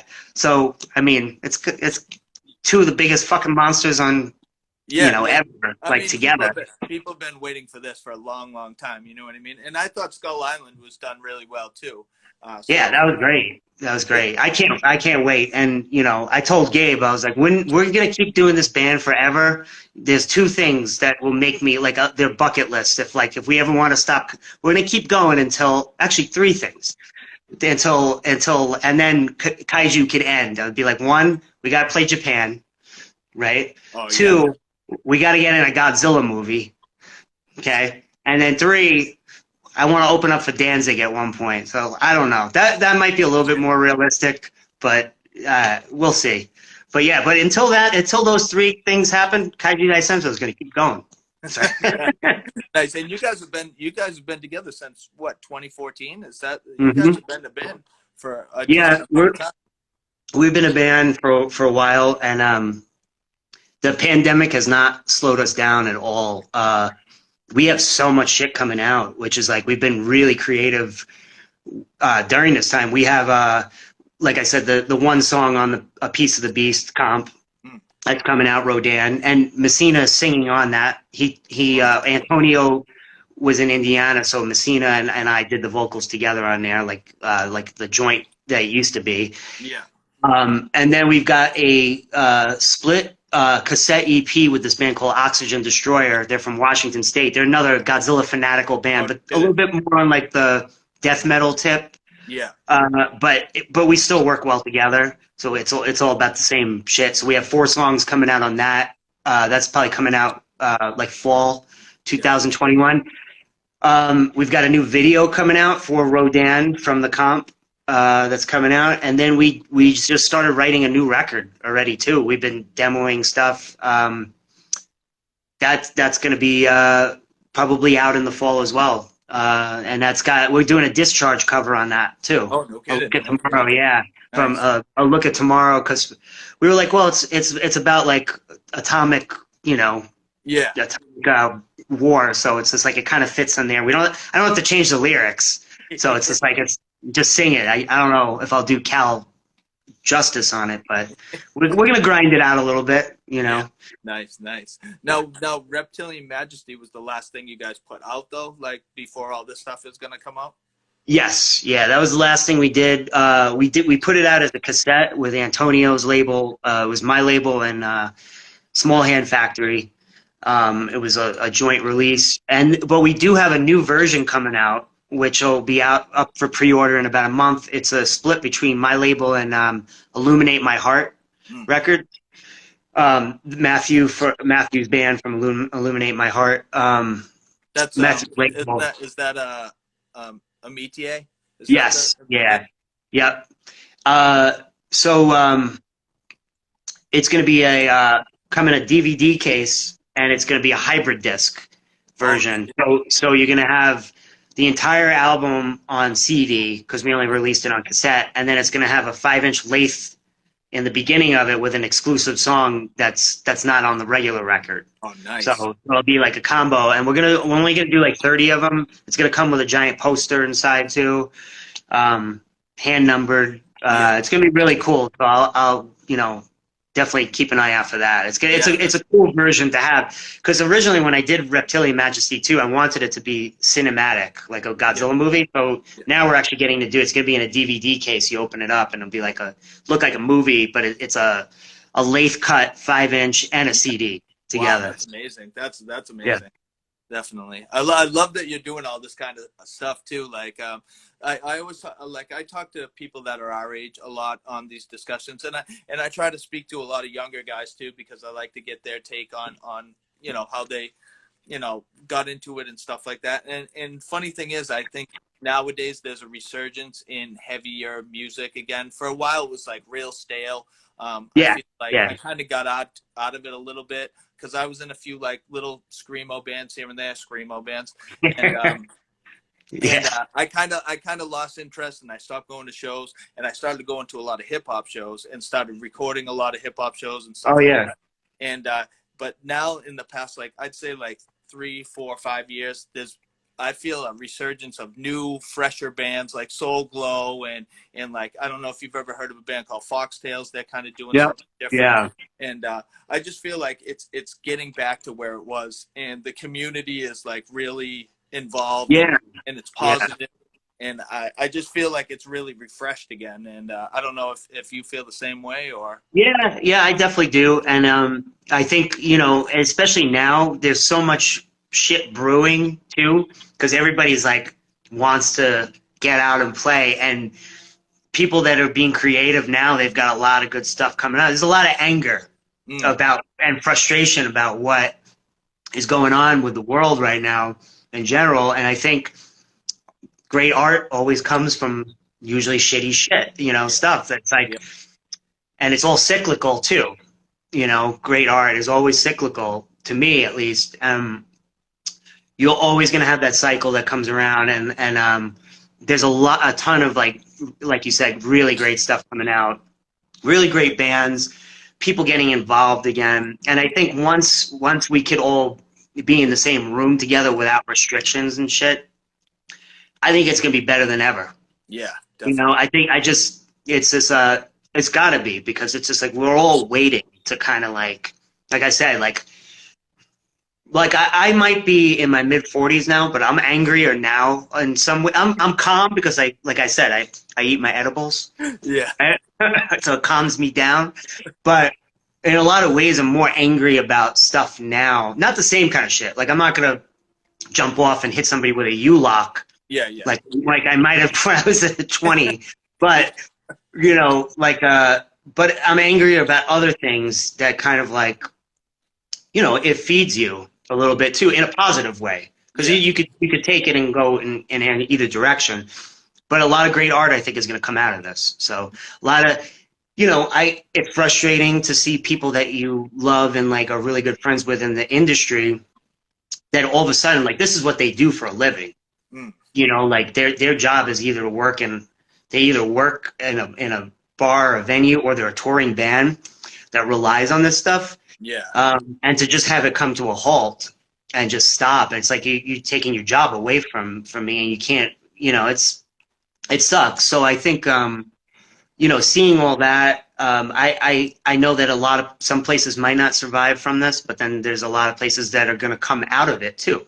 yeah, You're going to have new places that will probably come out of this as well. And then hopefully all the great places that we love will stick around yeah. We'll too. still be around. Yeah, I Yeah. I feel like maybe basement shows might be a heavy thing. Like Yeah. once they start, which I love basement shows, and it reminds me of that what you were talking about when you saw when you played at that barn. It reminds me of a show that up in Topsham, Maine. It was kids. It was just named Joel's House. That's where the Yeah. show was at. And I saw the Enkindles and Torn Apart back then, and Yeah. Torn Apart blew me away. And it was like you literally went up into a barn in the top of the barn, and that's where the show was. And there was millions of kids, and Torn Apart ripped it up, and it was such a fun show. But like you said, those are some of the funnest shows. Just like Oh, those are the best. Those are my favorite shows to play. It's like Kaiju played a show in upstate with People's Temple Project in some kid's house. It was in a basement, and it was like we did, like, 2 days later we played with Murphy's Law in a club in Queens. mm, And as much as, like, Jimmy's my boy, and I love that show, but it was like,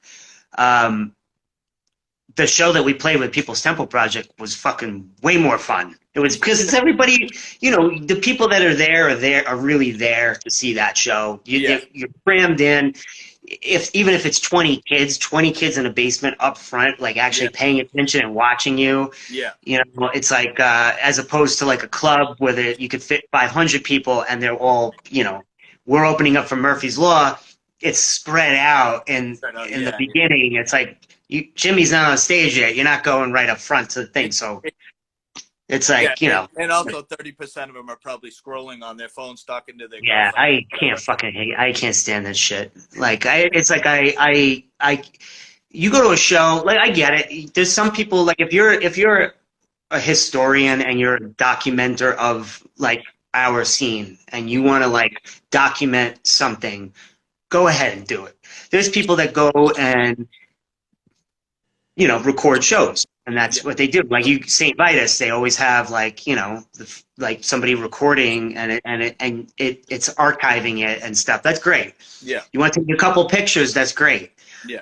But if you're just fucking standing in front of me with your phone in the air, and I'm trying to watch something, and I'm watching this show now through your fucking phone, I fucking hate that. Stay home. Stay the fuck home and watch the fucking show at home on your TV. Yeah. You're at a show, watch the fucking show, because that's what separates. Like, you're there for the energy. You're there to be amongst all these people. Like I said, if you want to document it and that's what you do, and you're gonna like archive these shows, and we have history right there. That's great. You're a photographer. Take as many pictures as you want through that lens. Yeah. That's great because you're, again, documenting.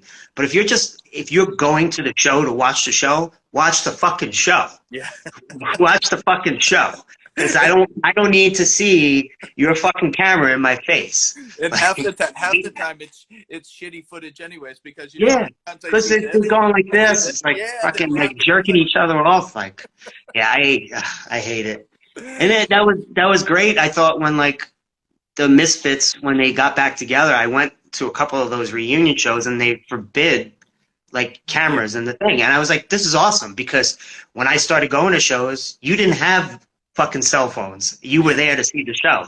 So it was like, great. I was like, nobody is on their phone. Everybody is here just watch the show. So I'm one of those, like, I've been recording shows since 1988, so like I feel awkward now doing it.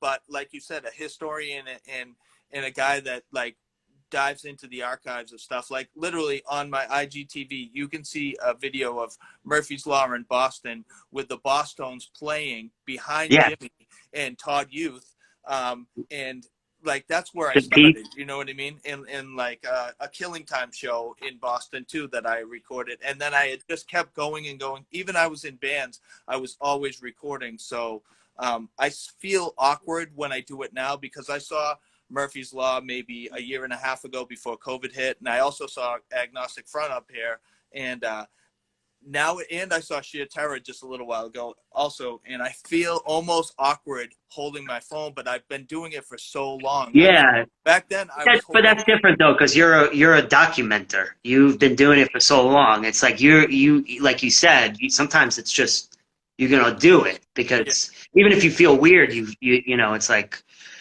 But I just don't want to watch the show through somebody's phone. I try to go to the side also. Right. And also, I was holding, back in the day when I was recording Murphy's Law, I was holding a camcorder this big. It was ginormous. Yeah. And then it ended up being a little mini Sony camcorder, like in the late 90s, early 2000s. So, but now I have a phone that actually does it. So. Yeah, well, it's just a lot easier to hold this than like something that you. But yeah, man. Yeah. Usually, before I end these talks, I usually go through like a rapid fire questions, and so I'm gonna throw these at you right now. All right. Favorite. I always do it at the end. It's just something I always do. Favorite New England punk hardcore band for you from New England. From New England. It could be any era, right? Any era. SSD. SSD. Good call right there. Yeah, SSD Control, man. I fucking love that band. Yeah, me Still, too. Me too. you know Well, I mean, I liked them until they turned into the like how that. we Yeah, when they after how got we rock. Yeah, yeah, yeah. but I mean that one record, Get It Away. Oh, You know, that's still that you put that on like glue. yeah, it's Like timeless. It's timeless. it's like Yeah, it's one yeah, of yeah. It's not. It's definitely timeless, yeah. without a doubt. Number two. Oh well, shit. Yeah, you already answered this. My second question was, what was the first punk hardcore show you attended? But it was the Bad Brains show that you saw. Bad Brains, Murphy's Law, Super Touch, and Token Entry was on that show too. The Oh no Ritz, kidding. Token. Nice, 1988. nice.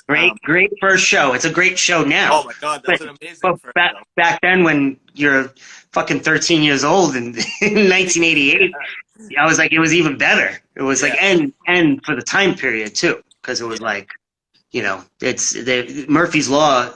I mean, they were always great. That's one band that I can say is like they never are bad. No, never. Jimmy's just one of those guys. He can get up in front of like 20,000 people. You know, whether it's the Beastie Boys, tour or just I saw him in Jersey opening up for the Misfits, or in front of 20 people, and like you walk away and it's like he won you over because he's like it's like David Lee Roth. Yeah. You know, he get up and like he's just an entertainer. You know, I agree. Like on my page, there's a show from 1988, and there's also a show from 2019 with Jimmy G, and like it's as fun as it Jimmy. ever had gotten. It's Yeah. fun as I love that show. And years later, he became a good friend too. So he's we hung out. In fact, there was one year for my birthday, he bought me a big Godzilla, which I still have in a box that Murphy's Law got on tour in Japan, and he gave me. And I, for his birthday, on one of his boat shows, I gave him a Glenn Danzig figure, like a little before, yeah. Yeah. Last time I saw him, I went home covered in beer. I was like, I was scared to drive home in speed because I was covered in beer from head to toe. Yeah. Yep. That's what happens. Yeah. My next question: all-time favorite hardcore punk show you played, and it could be a couple because you've been in multiple bands and stuff like that. Yeah, that's a hard one. Well. Let's go through the bands, I guess, that like I could say. So I'll do a couple per band. That way it's just easier. So I could say Tetsuo, Half Man, Tetsuo, Still Suit, and Shift at the PWAC. And then I'd also say Tetsuo, Edgar, Portraits of Past, and Bleed at Bob's house. Ooh. That was a great show. We opened up for Portraits of Past. Wow. Secedes. Fuck. Jeez. This is a hard. These, like it's because like you said, I've been in like a bunch of bands. So any of those shows on the Drift, the tour, any of the festivals we played, definitely the ABC No Rio show with Seisha. Which I believe was Seisha, States of Seeds, and Ire. Yeah. That was a great show. So any of those, touring with Portrait, touring with Drift, touring with Race Band, and those all great memories. Helen of Troy, definitely the High on Fire, Mastodon show. And any of those shows, maybe that Barn show with Race Bannon in Mankato, Minnesota, Lucy's Barn. And then in Kaiju Daisenso, I'd say that show with People's Temple Project in the basement in upstate. And then we played in Austin when I was living there. That was a lot of fun too. That was it was this band called Black Ops. So that was in Austin, Texas. That was a cool show. Yeah. I had a lot of fun out there. It was cool to get those guys to fucking finally fly out to like another state, because I always fly back to New York to play. So like I was like, oh, well, you guys come out here. We're gonna have a good show, and it was fun. Nice, nice. That's Yeah. um all-time favorite punk hardcore show you attended as like you watched that blew you away. All-time favorite one. Besides my first. Yeah, besides your first, which is it's hard to top that one. Jeez. There's a couple. There's a couple that I gotta say. Definitely. Heroin, Born Against, The Nation of Ulysses at ABC No Rio. Um, uh, Heroin, Garden Variety, Bad Trip, Wheelchair at the Outer Limits Gallery. And then there was my first time seeing Burn. I got to say that was 1990. Super Touch, CBGB's headlining 1990. Super Touch headlining Burn, and I think Demise opened up, if I'm not mistaken. And then a couple weeks later, I went to another show which was great too, which was Nausea, Judge, Life's Blood, and was it Project X? Maybe it was an animal rights benefit That's a good at lineup. the Pyramid Club in New York. Yeah, it was crazy. I think the Gorilla Biscuits played that too. When 1990 to like now, and edibles, it's my memories like Yeah. it's like it's already hard to like kind of remember that shit, and like now I'm high, so Yeah. I'm in like 80s to me was kind of a blur to me because I had seen Burn, and Super Touch back then, but I think it was like 88 that I saw him, and I think it was yeah. with Agnostic Front and Sick of It All at the Channel in Boston. And then I saw Burn with Cro-Mags for the Best Wishes tour at Uh-huh.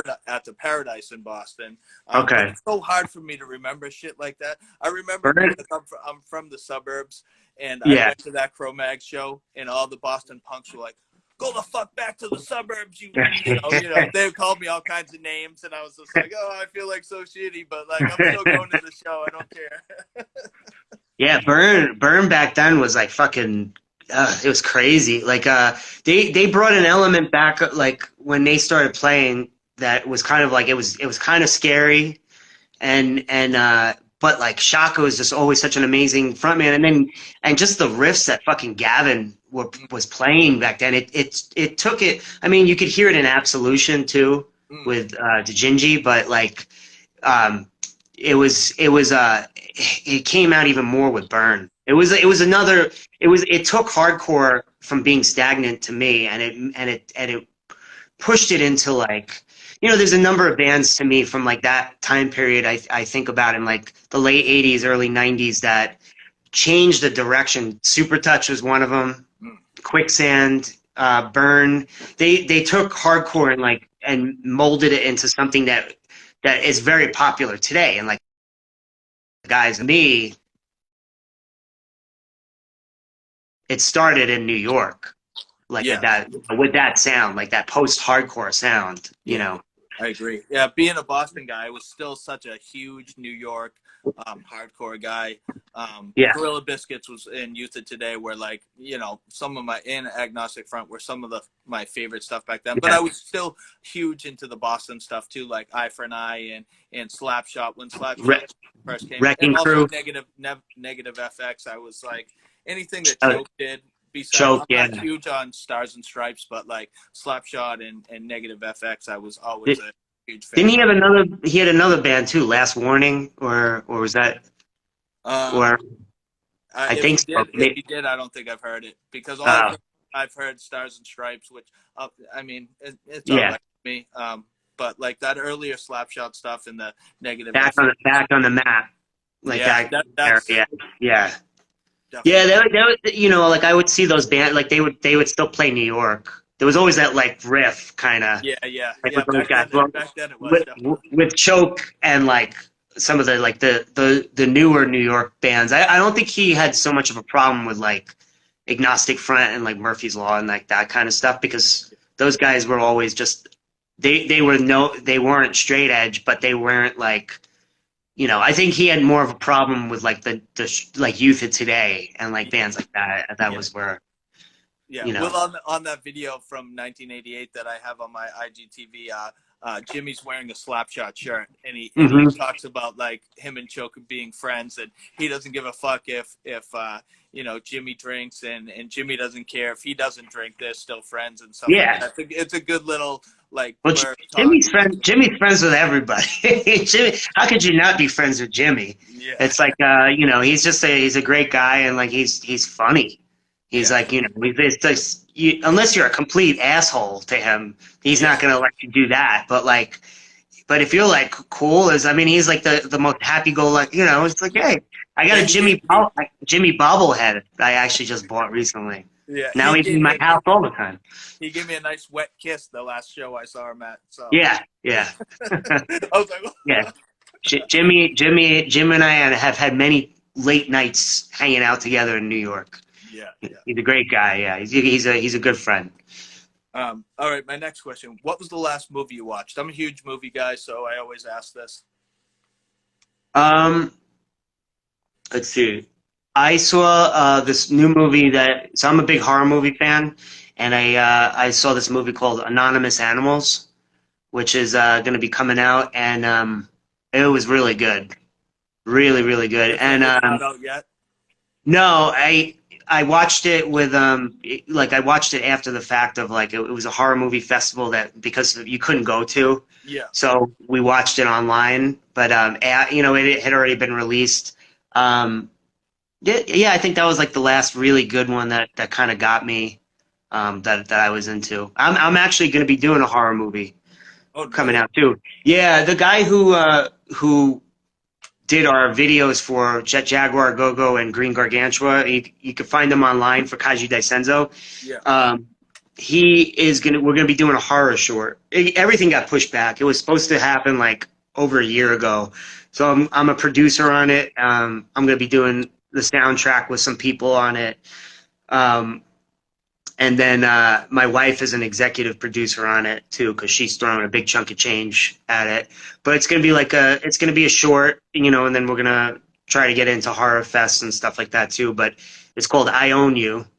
I can't say much more than that because I don't want to give it away. Yeah. But it's real gory, real disgusting, and real fucking creepy. And I'm acting in it as well, and it's kind of like. It's definitely going to have a lot of influences from of from my eye of like video wise, like Yeah. Tetsuo the Iron Man kind of stuff, or like the original Texas Chainsaw Massacre. There's definitely movies that kind of like influenced me as like an artist too, on Yeah. top of like just music too, So, Yeah. but yeah, so hopefully we were the script is done and we were supposed to do a bunch of shit already, but when COVID happened, Mm. everything got shut down, and like I don't feel comfortable enough really right now anyway, being in a room with like a bunch of people. There's a couple scenes that are going to be like really close shot up, and I'm like, Yeah. well, Yeah. you can't shoot it with a mask. So Yeah. it's just like we kind of have to wait to get it done. So I'm hoping as things get better, it finally gets done, and yeah, Oh, that's it'll come out. that's definitely exciting. Yeah, I love hearing that. yeah. Last movie, I'm like halfway through the Schneider cut of Justice League right now. I watched the Okay. first 2 hours last night, and now probably after this, I'll probably try to bang out the last 2 hours. But How is I it? like everything. It's funny. You were the like, We Are the Flesh. You were like, oh, that was interesting. Like, it Oh was yeah, yeah, yeah. and you're like one of the only people that has seen that movie besides me and That's you. a fucked up movie. It's Yeah, kind of fucked up. It's like when like I was like watching it, and I'm like, man, this is kind of like satanic, but not in like a cloaks and robe kind of thing. It just has a feeling that's just really like evil about it. Like just she fucking pisses in his mouth, and like it's like it's just yeah. it's like fucking bizarre shit. But I just remember watching it, and then I was just like, oh, this is just really weird. And I was kind of like, I was high too, so it was just made everything even more like fucked up and like fucked my head up a little bit.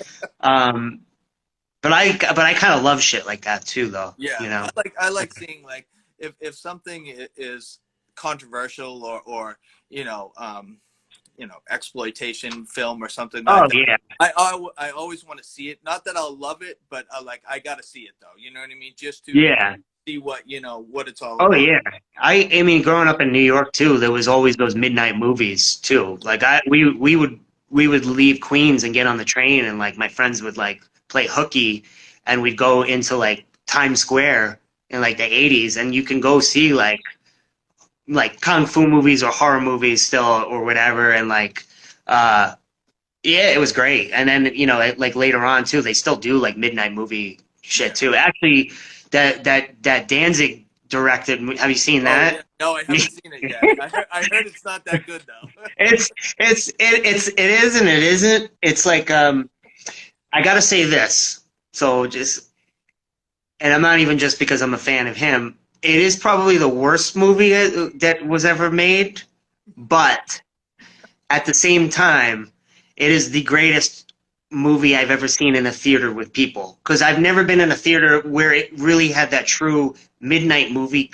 For whether he did or not want to do this, he created the like greatest midnight movie classic ever. It's like on, and maybe he did because the whole influence of like Plan 9 from Outer Space and all that shit. But like he like single-handedly like made like one of the like greatest worst horror movies ever. But seeing it in a theater, because they played it the night before the original Misfits played Madison Square Garden, which was great. And and he's a smart marketing guy. He knew like, okay, well, these people are going to be in town for the Misfit show. That's where I'll do the New York City premiere. It was sold out within like 2 hours, over 350 seats in it. But I remember going to it, and it was just like sitting there, and it's just like at times you're watching it, and you're like, there's just shots. It's just like, what the fuck? Like, it's what? And the best part is, like I said, it was the biggest like joint movie thing ever. You just sit next to like the person next to you, and we're all like looking at each other. We don't know each other, which is like, is he out of his fucking mind or like deranged?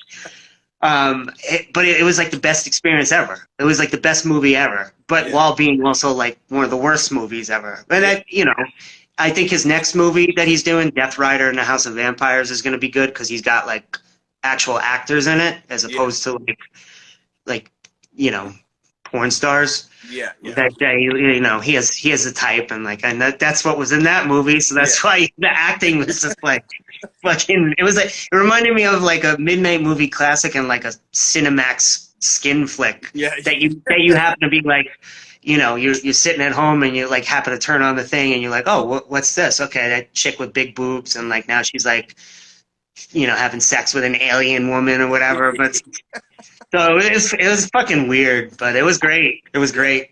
I saw the trailer and then I asked somebody who had seen it, and they're like, bro, it's horrible. And I'm like, but I still want to see it. I'm still going to like watch it because I just have to like. I'm a huge movie guy. I gotta see. You gotta watch it just for the thing, but also put it into that context too of like thinking you gotta watch it with people.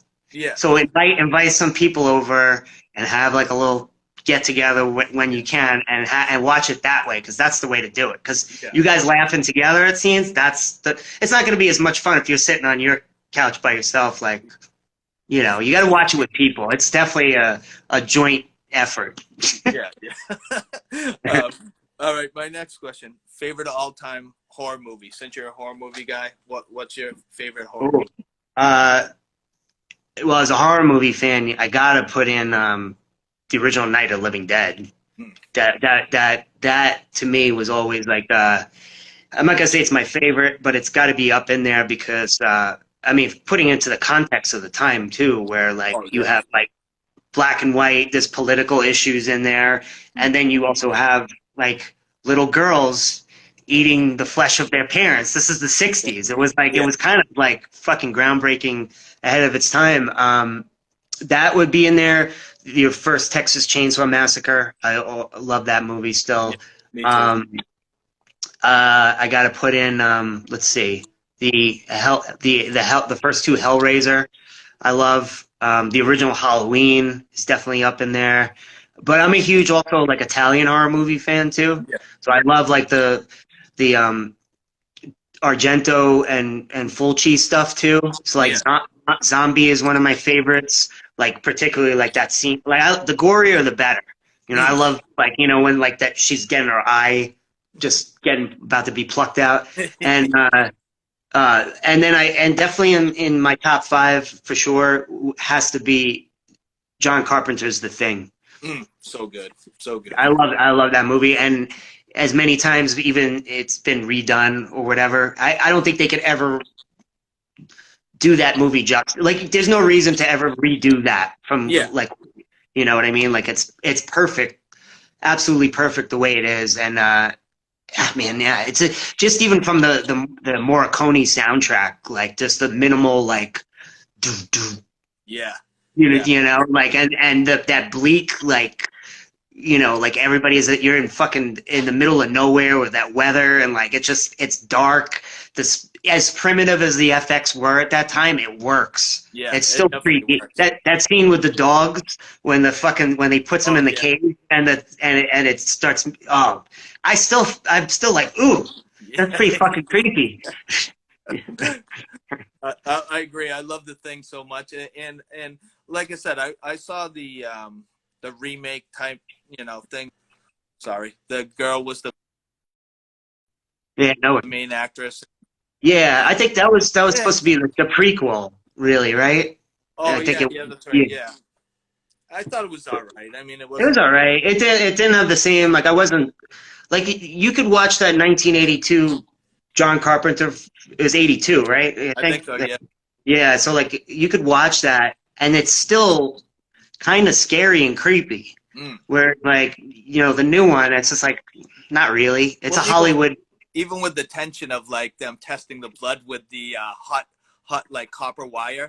I Yeah, mean, the yeah. tension of that alone, and And then that thing, and it jumps out of the blood, yeah, it's like, like yeah, yeah, yeah. I saw that as a kid when it came out, and it fucked me up. Like it scared the shit out of me. And then obviously now, as an adult, I appreciate it more. But like I remember when it came out, I had my father's friend used to get like the bootleg. Well, they were VHS at that time, but yeah. like he had a copy of it because my parents weren't taking me to the movies to see it, but it was 82, so I wasn't going by myself. But I saw it on his copy. He had like a copy of it too, and it just fucked me up. Yeah, yeah, yeah. So good, so good. And finally, my last question is: obviously, I know you listen to hip hop because I saw your Cedar picks with you got DJ Muggs, which I I don't love. know. You gotta ask him why he picked that. I want you to keep doing that because I love Yeah. that, and astonished that your dog just sits there because I have two dogs and my dogs would never fucking sit there like that ever. He's my little crank. He's my little cranky old man. He's an Italian Greyhound, but he's almost he's like 12 and a half. So he's chill. I'm stoned and he's just chill. And like the more he just sits on my lap and we talk about music and stuff. And he actually picks out the stuff too because I get so much. This is what's crazy. People just think that I just do it, but like I put the stuff on the floor. I Yeah. randomly just put it around it, and I go find the treat. And he goes and sniffs, and we Oh, and we no do kidding. four, and then the first four things he picks, that's Cedar's Oh, that's picks. awesome. That's awesome. That's amazing. Now that I know Yeah, that, that's even yeah, better. yeah. That's Uh, amazing. so what were we saying about the hip hop? Oh yeah. If you've been listening to hip hop, what have you been listening to for hip hop and like new or old? It doesn't really matter to me because I listen to. I'm mostly a '90s guy, but Same. there's also people that are doing that style nowadays too. So Yeah, there's actually well, besides the mugs thing that I put up on the Cedars pick thing, there's a new guy. I think his name is Luke. Is it Luke Cage maybe? He goes by Grand Invincible, uh, and it was put out on Iron Lung Records of all places. But he's really good. I just got his new record. That was really good. But I'm a '90s guy too. So like for me, growing up in New York, it was just it was like there was no difference between the two. Well, also growing up in New York in the '80s too, like I heard the beginnings of hip hop because Yeah. it was, I heard it in Queens all the time. Like that's where I'm from, and but then in the '90s, when I went out to shows on my own and stuff, like I saw Tribe Called Quest and De La Soul, and I was always a huge Hieroglyphics fan. Like those guys were always like '93 to Infinity was always a big record for me. Souls of Mischief. I'm a huge Dell fan. Mm. Like I just think he's always been good. But yeah, and obviously the Wu-Tang stuff for Yeah. sure was a big influence coming from New York as well. But it was always around, and it was always like you would just run into people like back then. Like I always tell this story, but it's just like you could go to like on a Monday night in the '90s, you could go see Tribe Called Quest play at like SOBs in the city, and then go over to a CBGB show, right? And then from there, go to the fucking Limelight and party on a Monday night until like 4. And this was all in one night. And you'd see some of the same people at the different things, like hip hop kids, and especially in New York, hardcore kids were always mixing. And that influence was, you had people from both scenes that were into it. It was street style music that came, Yeah. And then the skateboarding influence too, of course, like came into effect with that. But it was, and then even like with the old rave like Limelight shit, like I would go to those things like Michael Alec and like those guys were always you would see them at like industrial goth parties handing out flyers for their Limelight shit, or you'd see them at like hardcore shows sometimes. Like they would actually go and like they weren't part of that scene, but it was like, a mixture of, New York is like, you could be sitting next to this guy is like a filmmaker and this guy is like and everybody's getting along. It was just a mixture of cultures. I don't know how it is now. I haven't been in New York for a long time except to go back to visit, but like, during the '80s and like the certain parts of the '90s too, it was pretty magical. Like in that way, you can just be amongst so many different art forms and cultures and like stuff like that too, and everything was influential on each other. Yeah. Too. Well, I mean, it's like both things are very revolutionary music. Hardcore and hip hop. I think you know what I mean. Oh, absolutely.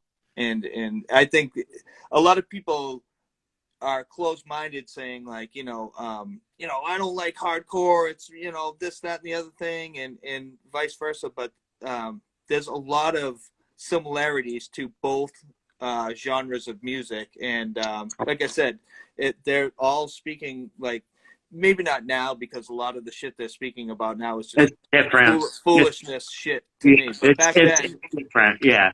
But if you're listening to Public Enemy and then you're listening to a political hardcore band, I mean, it was the same thing. Like that Public Enemy it was a black punk rock band. It was like there was no difference in like that. I saw them live, like they were great. They were and it was the same kind of energy and same kind of message in a lot of ways too. But it was a total mixture of like all that stuff together, and then also being in New York too, graffiti. Too. Graffiti. I mean, even just the style of like a lot of those New York hardcore guys, like to me, Mark Ryan, Mackie from Cro-Mags, and Eddie Sutton from Leeway, those were like the original B-boys. Yeah. Of like hardcore. Like Mark Ryan, he's my boy, but he still has a swagger about him. It's like you talk to him, but like kind of like, and he, I remember you'd go to like Canal Jeans and like in Manhattan, they used to have jackets on the wall, like the Carhartt jacket. Yeah. You used to put it up as the Mark Ryan jacket. It was listed like that. Oh, it was no like, kidding. I mean, it's New York in like the late '80s, early '90s. So it's like that influence of like how those guys were dressing was influential to like the whole world. So it was like, Mark being who he is, and like same thing with Mackie and stuff like that too. Like they really were like probably some of the earliest b-boys in the world in Yeah. that way too. Yeah, And with same thing. And when I first heard KRS-One on the Blood, Sweat, mhm. and Tears, Yeah, I was like, oh, this is amazing. I was like, this is the fucking greatest thing I've ever heard. I think like just even like his little intro thing is just like, you know what I mean? Like, Blastmaster KRS-One. Yep. yeah, it's Yeah. like I love that shit. So It, finally, my last question is, new heavy music. Uh, do you have any suggestions for anybody that you've been listening to for like newer bands? Just throw out a couple new bands that you've been listening to. sure. Herjaza is a great band. They're going to be on our comp that we're doing. Let's see, who else? Like Christ Head is really. It's going to be another song. A lot of the bands that Messina and I put on the comp that we asked to be on there. Really, really, some of my favorite. Like the stuff that comp is going to be like. I highly suggest everybody get it before it sells out. It's the bands on there. Like they're phenomenal. Yeah, yeah. The third kind is another band that's on there that I really like. I'm trying to think. Mets. Oh yeah, yeah, Mets, yeah. Yeah, they're not like new, but like I've been listening to them a lot. Trying to think what else. I mean, I get so much stuff too. It's just like Ache from New York is a really good band. They're gonna have a track I think on this A7 comp that's coming out. Um, let's see what else. I don't know, man. There's tons of good music out there. Just Yeah, like definitely. tons of really really cool shit coming out. So Yeah. I'm excited. Now, I know you watched a little bit of the talk I had with Ryan last week. Did you get to delve into that new Dreamwell CD that? Yeah, it was pretty good. It was pretty good. Like I like that sound is like it brings me back a little Mm, bit to like, but they have their own thing going on too with it. Oh, there's another band that I'm really into too, which is a new favorite band of mine. Again, my mind is not as sharp right now because I'm high, but there's a band called The Wraith. the Wraith. They're The Wraith. Yeah, they're out of L.A. It's a Los Angeles death rock band. So if you think about one of my favorite bands of all time is Killing Joke. Yeah. I love Killing Joke. So Killing Joke, Chameleons UK, early like death cult before they were called the Cult. Yeah, Like yeah. that guitar sound. If you're into any of that kind of stuff, go check out The Wraith. And they have an album called Gloom Ballet. It's on. It's like I described it. It's just like kind of like the later TSOL like Change Today era. Yeah. The early Cult guitar sound, and then his vocals remind me of Jazz Coleman. So that was kind of like a big draw from me to them. But the Wraith, yeah. Now, That's can you listen to that on Spot? Is that on Oh yeah, Spotify? yeah. Or? They're on. In fact, their latest thing they did a cover of Warhead by the UK Subs. Oh, no And kidding. I was always a big fan of that song, the UK Subs one, but they slayed it. It Really? was yeah, I almost can't even listen to the original anymore. They made it so good. So yeah, check them out, The Wraith. And it's not goth, but like death rock. Yeah. What we'll call death rock. Yeah. So anything like when you come out with this compilation, I'd love to like support you guys, like post about it, do all kinds of Yeah, stuff. yeah. That's the big thing that I like to do for people that I talk to and like become friends with. I'm all about supporting as much as I can for everybody. And also, if you guys ever come up to New Hampshire and you're looking for shows, please hit me up. I mean, Yeah, definitely. I used to hook up shows, even if it's a basement. I got a pretty chill Yeah, house in yeah, a cul-de-sac with a nice unfinished basement. So that'd be great. Worst Yeah, case no, scenario, I can. yeah, definitely. Like I know Kaiju wants to make our way up there, and maybe we'll take one of our friends' bands with us or whatever. So I'll definitely hit you up when we can do it safely. Again, when we get let out of our cages, whenever that is. It's fucking like, when the government wants to stop controlling us, kind of. But like with this, I got my first vaccination shot too, and I'm like, you know, I gotta, you know, I gotta be able to go see my parents, and if it helps me, like, get on a plane and go see them, and like, Yeah, you yeah. know, doing for other people too, then you know, I'm gonna do it. Yeah, definitely. Yeah, well, But it bridges the gap to loved ones that haven't, you know, some people yeah, haven't hugged their parents in over a year. You know what my I mean? my So, my without getting too into it like too much, my mom is sick right now, and my dad isn't doing too well either. I mean, they're doing better, they're fine, but like not being able to have be there for either of them, yeah, especially with all this shit too, it's kind of like heartbreaking. But you know, I can't go see them either because I like my mom is her immune system is lower right now, and I can't yeah, get on a plane and do that. And then like, you know, I also work in retail where I deal with thousands of people a day, yeah, and it's just like, you know, I could be a carrier or something, not even yeah, know it. yeah, yeah. You know, Exactly. so I mean, I'm not. So for me, like doing the right thing, getting the vaccine was you know, I just did it, but it's just like I'm pretty sure I had it at some point anyway, and then like, you know, all the probably partying I did in bathrooms like Mars Bar in New York and stuff. You'd think I'd be immune to fucking everything anyway. Yeah, I Like, know. you know, I probably like there's probably shit that I probably caught like back then that like is way deadlier than the coronavirus. Yeah, Hanging out in like a fucking, you know, lit lounge bathroom in New yeah, York or whatever. Yeah. yeah. So Well, I want to thank you so much again for taking the time out to do this. It's super fun. absolutely. I love hearing all these stories. And going forward, if there's anything I can do for you, please hit me up. Let's like stay in touch. And like I said, this has been great, and I thank you again for doing this. Absolutely, man. My pleasure. And it was a pleasure doing it. Thank you. I All right, appreciate it. all right. Stay safe, my friend. All right, you too. Take care. All Bye. right, bye.